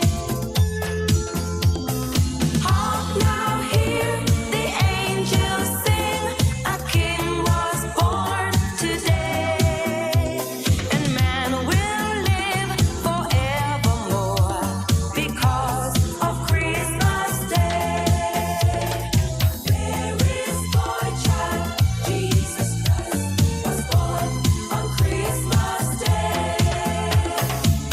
While shepherds watch their flock by night, they see a bright new shining star.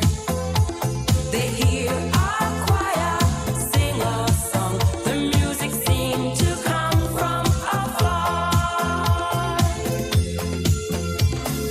Hark now, hear the angels sing, a king was born today, and man will live forevermore because of Christmas Day. Mary's boy child, Jesus Christ, was born on Christmas Day. For a moment the world was aglow, all the bells rang out, there were tears of joy and laughter. People shouted, let everyone know there is hope for all to find peace.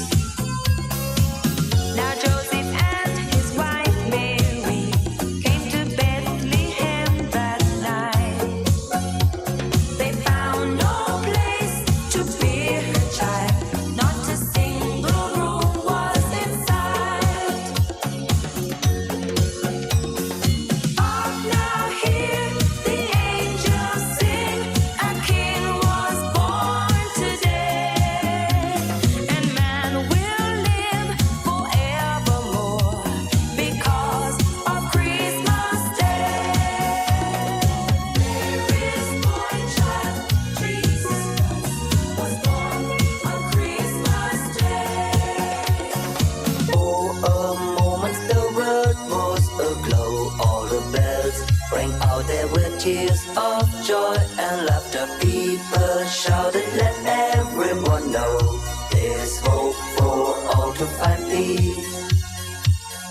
Oh my Lord, when in the crypt they found him, oh my Lord, a golden halo crowned him, oh my Lord. They gathered all around him to see him and adore. Oh my Lord, they had begun to doubt you. Oh my Lord, what did they know about you? Oh my Lord, but they were lost without you. They needed you so bad. Oh my Lord, with the church's adoration. Oh my Lord, there came great jubilation. Oh my Lord, and full of admiration, they realized what they had. Oh my Lord, you sent yourself to save us. Oh my Lord, you bear us up, you gave us all my Lord. Mary's boy child, Jesus Christ, was born on Christmas Day, and man will live forevermore because of Christmas Day.